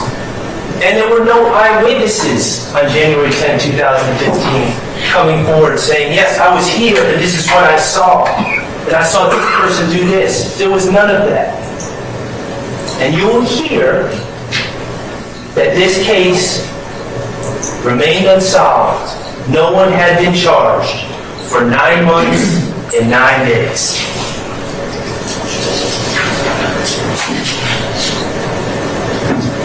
On October 19, 2015, 9 months and 9 days after the Donovan Thomas shooting, a man named Nicholas Robinson was arrested on the streets of Atlanta and brought to Fulton County Jail for various pending charges. And you will hear evidence that Mr. Robinson decided he needed help. He didn't want to wear the Fulton County blue. You will hear that he contacted Atlanta Police Department and got in touch with Detective Thorpe. And Detective Thorpe came out and interviewed this Nicholas Robinson. You'll hear what Nicholas Robinson said in this interview. How he gave his vantage point to Detective Thorpe. How Nicholas Robinson said that he was seated at the MARTA bus bench right across McDaniel Street from the barber shops. And you'll hear that Nicholas Robinson told Detective Thorpe that he saw it all. That he saw the people that were inside the car. And he gave names. Nicholas Robinson said, I saw Antonio Sledge. He came out of the sunroof shooting. I saw Kenneth Copeland. He was in the front passenger seat. I saw Demetrion Garlington. He was the driver of this car. Quindarius Zachary, he wasn't there, but he supplied the gun to Antonio Sledge. And yes, I saw Shannon Stillwell, my client, in the back, passenger side, shooting a handler. So Detective Thorpe, after taking this information from Nicholas Robinson, who just broke the case, created photo lineups. And you'll learn what a photo lineup is. It's essentially 6 photos that contain a picture of a suspect and then 5 what we call fillers. And you'll learn about that. And Detective Thorpe showed these photo lineups. A photo lineup with Antonio Sledge and a photo lineup with Kenneth Copeland. Each person had their own photo lineup just to ensure that Nicholas Robinson could pick these people out of a photo lineup. And Nicholas Robinson did. And he signed his name, Nicholas Robinson, next to the picture of Antonio Sledge, and next to the picture of Kenneth Copeland, and next to the picture of Demetrion Garlington, and next to the picture of my client, Shannon Stillwell. Nicholas Robinson signed his name and said, these were the people in the car. Ladies and gentlemen, why am I telling you this? Well, Detective Thorpe had 2 small problems. First, you will see the surveillance video. You will be able to watch the surveillance video and the lighting conditions out there and the fact that there's gunfire going every which way and how fast the car is moving. And you will be able to judge, was it ever even believable that someone could see 4 people inside a car under those conditions? But there was a bigger problem that Detective Thorpe had. You see, you'll learn that during this interview with Nicholas Robinson, it wasn't only Detective Thorpe, there was another investigator there, an investigator Gaither. And while Detective Thorpe was talking to Nicholas Robinson, Detective Gaither was doing some investigation of her own and looking into Nicholas Robinson and who this guy was who had just been arrested. And after Nicholas Robinson picked out all these people, including my client, Detective Gaither had to tell Detective Thorpe a little secret. Detective Gaither had to tell Detective Thorpe, that guy in there who just signed those photo lineups that just solved our case, his name isn't really Nicholas Robinson. He lied to us about his name. His name is actually Spencer Wright. So, case was solved by someone who lied about their name. So, what was Detective Thorpe's solution? Well, this is what the evidence would show. Detective Thorpe completely overlooked the lie about the improbability of a man spotting 4 different individuals in the car moving at a high rate of speed in the middle of the night. He overlooked those things. And he said to Nicholas Robinson, or said to Spencer Wright, yeah, I've come to learn that your name is not actually Nicholas Robinson, it's Spencer Wright. Could you look at these photo lineups again, and instead of writing a fake name Nicholas Robinson, could you actually sign your real name Spencer Wright? And Spencer Wright did.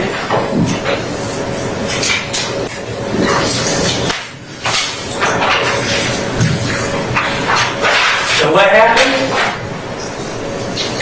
Detective Thorpe on October 19, 2015, based on the word of Spencer Wright, the man who had just claimed to be Nicholas Robinson, Detective Thorpe took out warrants for Antonio Sledge, Demekion Garlington, Kenneth Copeland, and my client, Shannon Stillwell,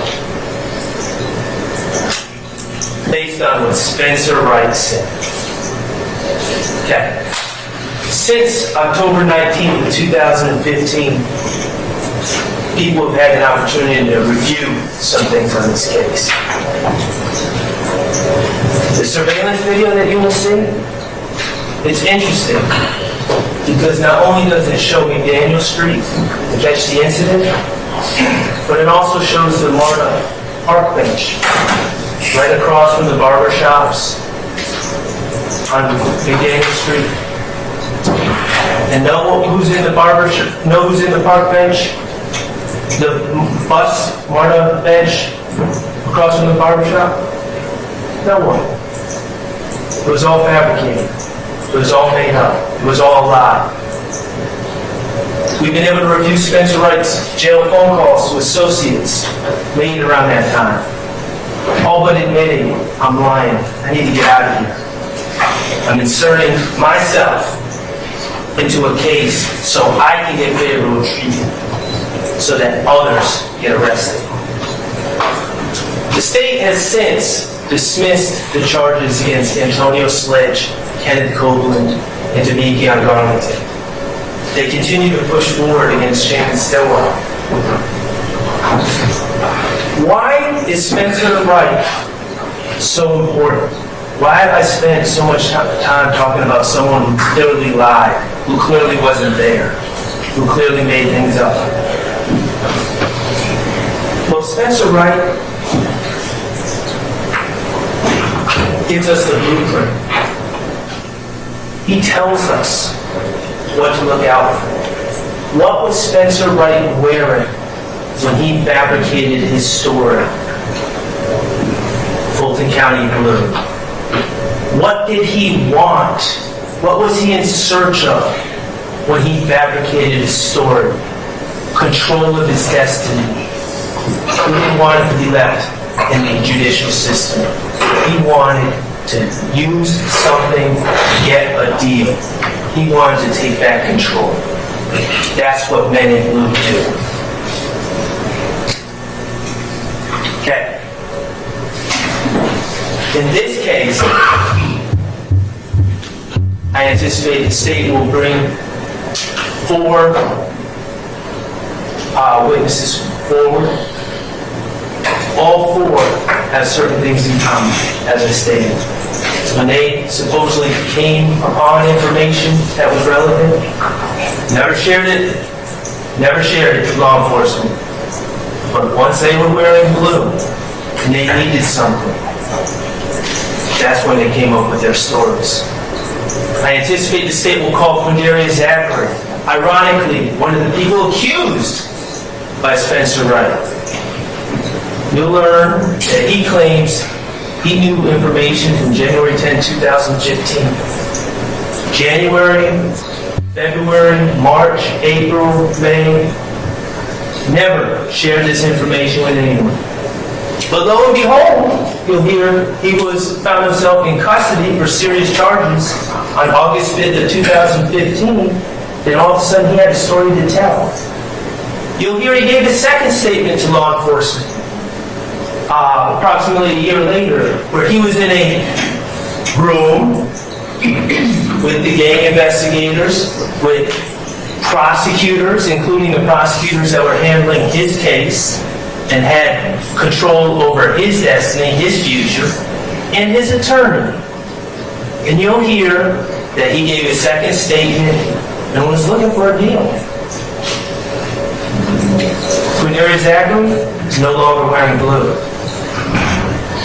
Quindarius Zachary is not charged in this case.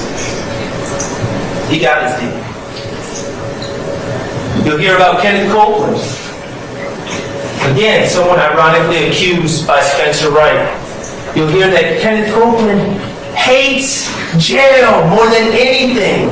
The problem is, for someone that hates jail more than anything, he does a horrible job of avoiding it.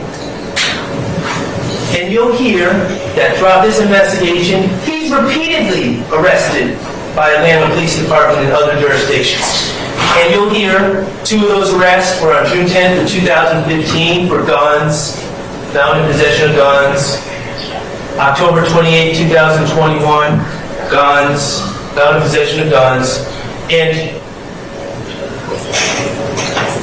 he makes it very clear about what he thinks about wearing the blue. But the interesting thing about him is, as you will hear, is every time he's arrested, law enforcement runs out to talk to him. And he goes through the same song and dance about how he'll do anything. Just don't, please don't make me wear that blue. Kenneth Copeland is no longer wearing blue. And he's not charged in this case. I anticipate you may hear from a man named Sammy Davis, who claims he was at the scene on January 10, 2015. January through December 2015, never once went to law enforcement. 2016, never once went to law enforcement. But then in March 17, 2017, when he's in jail, wearing blue, law enforcement comes out and talks to him. You'll hear his story.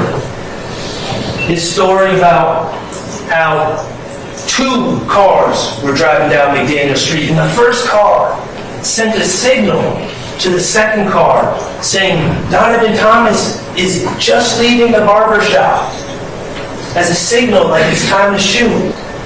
And how the second car pulled up in front of the barber shop and stopped in the middle of the street. Just stopped. And then people started shooting at Donovan Thomas. You'll hear Sammy Davis' story. You'll also see the video. You'll see that there's no first car, second car. You'll see that there's no signal. You'll see that Donovan Thomas wasn't just leaving the barbershop, that he had, in fact, like the state had already stated, been hanging out with friends in that parking lot for quite some time prior to the shooting. And most importantly, you'll hear, or you'll see on the video, that Sammy Davis' claims that this car stopped are 100% wrong. The car never stops. The car drives on by. Bullets flying everywhere.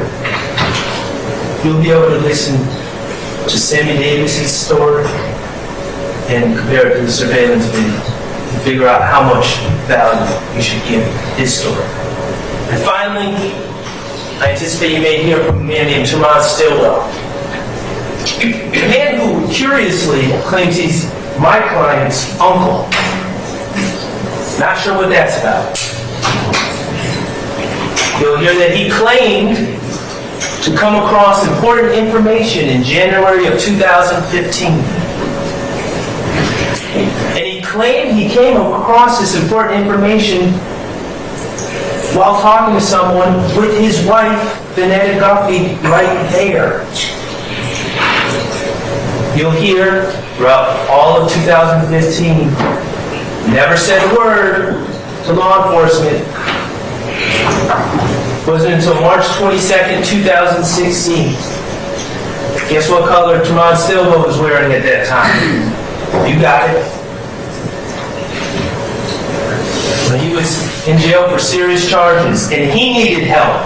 He needed help from law enforcement to start to reclaim his destiny, control over his life, to escape the monotony and the filth of the Fulton County Jail. And you'll hear that he claimed to have information. You'll hear that the state, to their credit, went to try to corroborate whatever Tremont Stillwell was talking about and talked to his wife, who is now deceased. Her name is Vanetta Goffey. She's now deceased. But you'll hear that she was interviewed on May 11th of 2016 when she was still alive. And you'll hear what she had to say about Tremont Stillwell's claims. That what he's saying happened, never happened, A, and that Tremont Stillwell is a effing liar. Those are the state's witnesses in this case. Those are their men in blue. Count 2 of this indictment is the count that charges my client, Shannon Stillwell, along with a whole new group of individuals, with the murder of Donovan Thomas. There will be no forensic evidence, there will be no ballistic evidence. There will be no eyewitnesses that presented themselves at the scene to say, I saw this occur. The surveillance video will not give insight as to whether Shannon Stillwell was there or not. The state's case will rest entirely on the word of men in blue. When the evidence is done and trial is done in this case, I'm going to ask that you return a verdict of not guilty to count 2, murder. Okay. One second, Shannon. Now, I would like to preview a little bit about my client's life after the Donovan Thomas murder. Remember, on October 19th, 2015, the Atlanta Police Department, Detective Thorpe, and the news broadcast to the world, and more specifically to the streets, and more specifically to the Inglewood family blood gang that Donovan Thomas was the head of, that my client was responsible. Based on the word of Spencer Wright, based on the word of someone that even the state is saying lied. First they said it wasn't completely accurate. No, it was a lie. Based on that, they broadcast to everyone that my client was responsible. And there has been repercussions. You'll hear in 2015, people pulled up to my client as he stood outside his store, shot a gun at his head, and grazed his forehead. Thankfully, he's still with us. You'll hear that later in 2015, my client went to go get a fish dinner with the mother of his child and another young lady named Tiara Jones at JJ's Fish at the corner of University and Pryor. And members of the gang spotted them there, stalked that car, drove behind the car, and unleashed bullets upon that car, hitting that poor lady, the driver, Tiara Jones, in the face, killing her, causing the car to crash and spin, breaking bones in my client's body, collapsing his lungs. The streets have not cared that Spencer Wright is a liar. Since that time, my client's life is changed in some small ways and some big ways that I think make sense. Shannon Stillwell since that time, has been careful about his surroundings. He tends to back into parking spots. He tends to run red lights at intersections, not to be a sitting duck for YFN members or anyone else. He habitually changes residences. And yes, he does habitually rent cars, including a white Audi.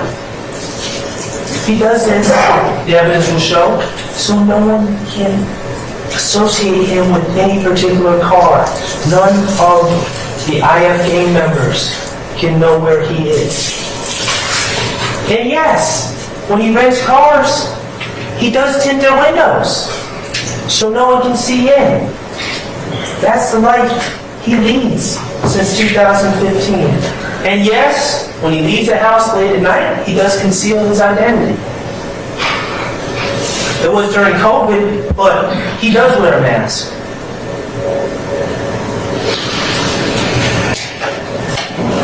That's been Shannon Stillwell's life since 2015. And I'm going to ask that you keep that into account as you consider the evidence as it's presented. Now, 7 years later, March 14, 2022, remember, Shannon has been publicly accused, but no one has ever taken that case to court. No one has ever even tried to actually prove the case. They just accused the case. And Shannon has remained a wanted man. Not by the police, but by someone scarier. On March 14, 2022, the evidence will show that Shannon, Marvius Nichols, Nikion Garlington, and Miles Farley were planning on going to the music studio to work on music. Still chasing it. The evidence will show that Mr. Garlington was a passenger in Mr. Stillwell's and Shannon's rented white Audi with tinted windows, and Mr. Nichols was with Mr. Farley in Mr. Nichols' white Ford Fusion. The evidence, and you'll see, in this case, you'll see there's several different surveillance videos that you'll see in this case. The first being the BP footage. And that's from the BP at the corner of Fulton Street and Windsor Street in Atlanta. And you'll see the video. And you'll see Mr. Stillwell. No, we will never deny that he was at the BP. We will never deny that. We'll never deny that he was in a rented white Audi. And you'll see Mr. Stillwell pull up on that camera and back into a parking spot right in front of the BP. And you will see Mr. Nichols shortly thereafter in his white Ford Fusion pull up at the gas tank so he can purchase gas to get to the studio. You'll see footage from inside of the store. That's Mr. Nichols. You'll find out that that's Mr. Nichols purchasing an item, and that's Mr. Stillwell, my client, wearing a Pink Floyd hoodie with a pink wool cap on. And you'll be able to observe them on video, and you'll see Miles Farley, a third person in their group, a shorter individual, come in, and you'll see them playing around and pushing each other in a playful manner as friends do. I'm going to ask you to observe them on a video and ask yourself, does that appear to be men on a mission? Or does it appear to be friends just planning on going to the studio? The video will reveal that at some point, a gentleman by the name of Shamal Drinks pulls up in a red car at another, and in fact, I believe that's a picture of it right there at that gas pump, and he enters the store. You'll be able to see the video of him entering the store from the parking lot, and you'll be able to see him inside the store.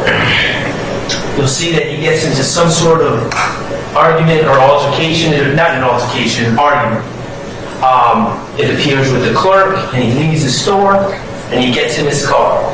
There will be no interaction whatsoever between Mr. Drinks and my client, Mr. Drinks and Mr. Farley, Mr. Drinks and Mr. Nichols, Mr. Drinks and Mr. Garlington. There'll be no interaction at all. And you will see Mr. Drinks exit that parking lot and take a right on Windsor Street. And then you will see Mr. Stillwell exit that parking lot and take a right on Windsor Street. And then you'll see Mr. Nichols exit the parking lot and take a right on Windsor Street. And that's where the FedEx surveillance footage will take over.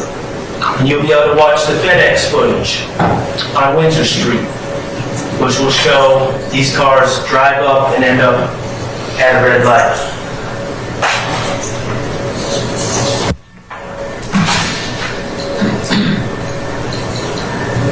You will see my client's car, white Audi, run a red light.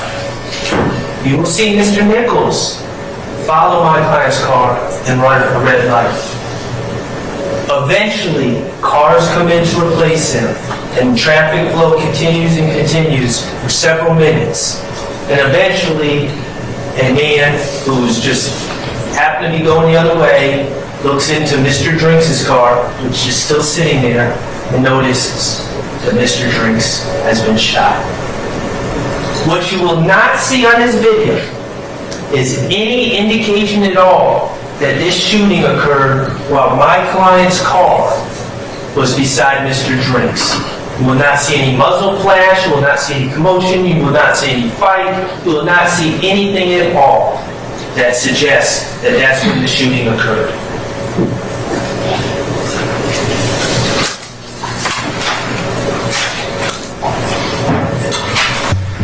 So, this March 14, 2022 case, what I anticipate is you will not hear any eyewitnesses say that Shannon Stillwell, and let's be clear, the state is accusing Shannon Stillwell. I mentioned that there's 4 people in this party. They are accusing Shannon Stillwell of shooting Mr. Drinks out of that white Audi. The state will not present to you any witnesses that saw this occur. The state will not present to you any forensic evidence that proves that this occurred. The surveillance I submit to you, and you'll be able to see it and judge for yourself, points to the exact opposite. That the shots did not come from Mr. Stillwell's car, nor did, and I'm not suggesting they came from Mr. Nichols either. They came from neither car. So why was Shannon Stillwell arrested? Well, they had video of Shannon at the BP. Okay, that's fine. We don't deny that. Never will. They made certain assumptions about what would be on that FedEx video that you will be able to look at and determine what it shows and what it doesn't show. And I'm sure they assumed that it would show some shooting, but it doesn't. And finally, they made assumptions about Shannon Stillwell. Remember what the state said in opening about how Detective Hogan had his case. And he had people on a video at the BP, which is near where the shooting occurred, but not where the shooting occurred. He had people on his video, and then he talked to another detective, Viverito, and Viverito said, "Oh, that's Shannon Stillwell. That's Shannon Stillwell. Oh, that's Marcus Nichols." And they just ran with it. Yeah. Shannon Stillwell was at the BP that night. He didn't shoot Shamal Drinks.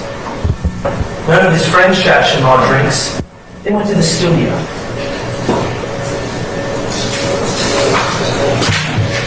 Since these warrants were taken out for Shannon Stillwell, and I'll tell you the warrants were taken out and Shannon Stillwell was arrested in that same white Audi on March 17, 2022, 3 days later. Since those warrants have been taken out, some other information has come forward. First, I'm going to ask you, and this will be entered into evidence, I'm going to ask that you consider the rental agreement for the white Audi. You will learn that on March 16, 2 days after this alleged shooting, when every other person who has a guilty conscience, anyone who has a guilty conscience, is trying to get out of the rental car, Shannon extended his lease. I'm going to ask you to consider and really think about that. Extending a lease of a car that you supposedly just killed someone. Are those the actions of someone who's guilty of that crime? You're going to hear about the wiretap on Demekion Garlington's phone. Remember, Demekion Garlington was in Mr. Stillwell's car. And the state hinted at it a little bit. They were talking about Jane and Myrick and people wanting to attack a man named Lucci. And based on these concerns in the jail, the state applied for it, and you'll learn what a wiretap is. They applied for a wiretap and received a wiretap for Demekion Garlington's phone. The phone of the person who was with Shannon Stillwell on March 14, 2022. And you'll learn what a wiretap is, and how a wiretap really consists of law enforcement sitting and listening in on all your phone calls, incoming and outgoing, and recording all the relevant and pertinent phone calls and conversations that occur. You'll learn that this wiretap on Demekion Garlington's phone began on March 10th, but certainly well before March 14th, the date of the Shamala Drink shoot. So it was in place that night. Who knows about the wiretap? You'll learn that too. Do you think the government tells you that your phone is being wiretapped? Of course they don't. It's secret. No one knows. That's the point. And you'll learn about who Demekion Garlington is and what type of guy he is. I would submit, if you have a secret, you wouldn't want to tell Demekion Garlington. You'll hear him on the wiretap, drunk, high, talking about everything under the sun. Pills, weed, guns, girls, robberies, all stuff that he's involved in, completely against his interests to discuss, but he doesn't know he's being listened to now. But one thing that's interesting, of all the things that this loudmouth talks about, all the crimes, and they said they bragged about this stuff. They said Demekion Garlington was bragging about this stuff. All the things they brag about, no, it never comes up. Shooting anyone on March 14, 2022. All the crimes he discusses, that never comes up.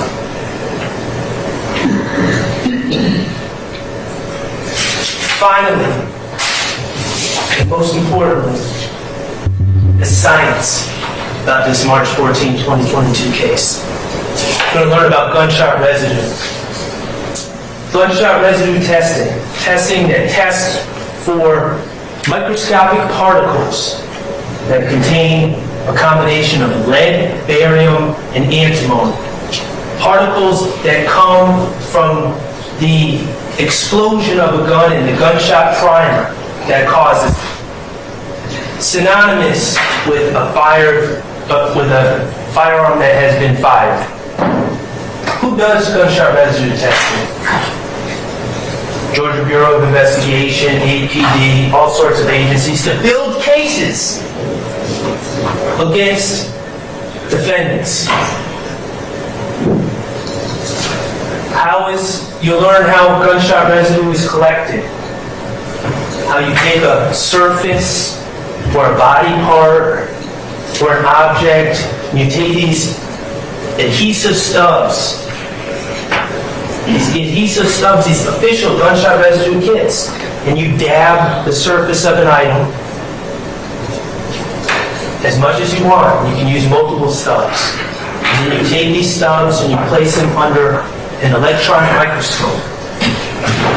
And a scientist can look under this microscope and see if there's any particles of gunshot residue that are on said item. You'll hear that Shannon Stillwell was arrested on March 17, in that same white Audi that he was in on the 14th.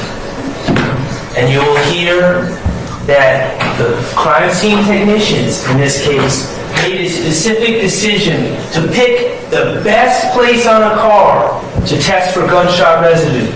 When the gun is fired, the gunshot residue would plume upwards. And so they take the best part of the car, the headliner. And for all of you that don't know what the headliner is, that's the cloth top of the car. As pictured right there. You'll hear about Alexander Coven, a scientist, a man in search of the truth, a man who works for GBI, not for me, not for Shannon Stillwell. And you'll hear how that headliner that was collected from that white Audi on March 17th was brought to Alexander Coven at the Georgia Bureau of Investigation. You'll hear he's an expert in gunshot residue collection and analysis and detection. And you'll hear how Mr. Coven, as he was trained, took that gunshot residue kit, and took those adhesive tabs, and dabbed that headliner again and again and again and again and again and again. Dozens of times. And then he wanted to make sure what he did was sufficient. So he took a second tab, adhesive tab, a fresh one, and continued to dab that headliner again and again and again and again and again to pick up any particles that would be on the headliner from that white Audi. And he took those tabs, those adhesive tabs, and he put them under his microscope that he uses when he's building cases for the state. And he looked at those tabs under that microscope for any particle of gunshot residue, any at all. Looking for 15, 10, 5, 3, 1, whatever he could see. You'll hear that on June 3rd, 2022, 77 days after the state, after Detective Hogan, Investigator Viverito, and the state made their decision that Shannon Jackson fired a gun, Shannon Stillwell fired a gun from that white Audi. 77 days after they made that decision, you'll hear that scientist Coven released his report. And on that headliner, there was not a single, zero gunshot residue to be found. That's the science.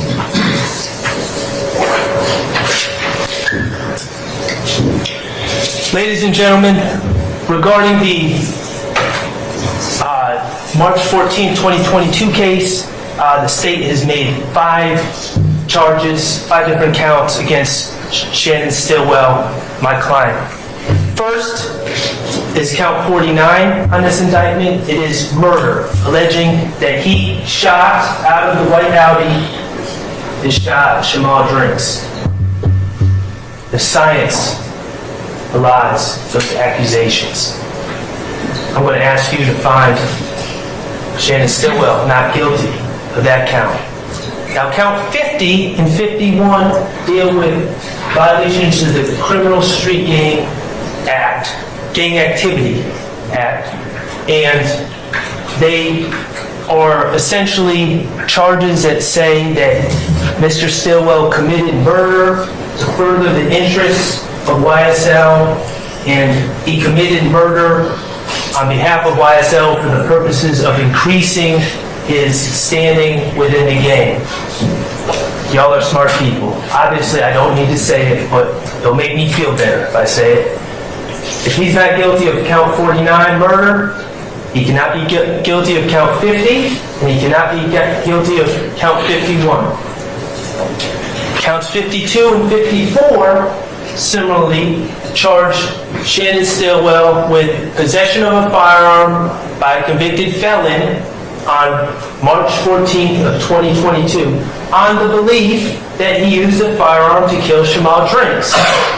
If the state does not prove that case beyond a reasonable doubt, he cannot be found guilty of count 52. And in count 54, charges Shannon Stillwell with possession of a firearm during the commission of a felony, that felony being murder. Obviously, if he didn't commit the murder, then he cannot be in possession of a firearm during the commission of said felony.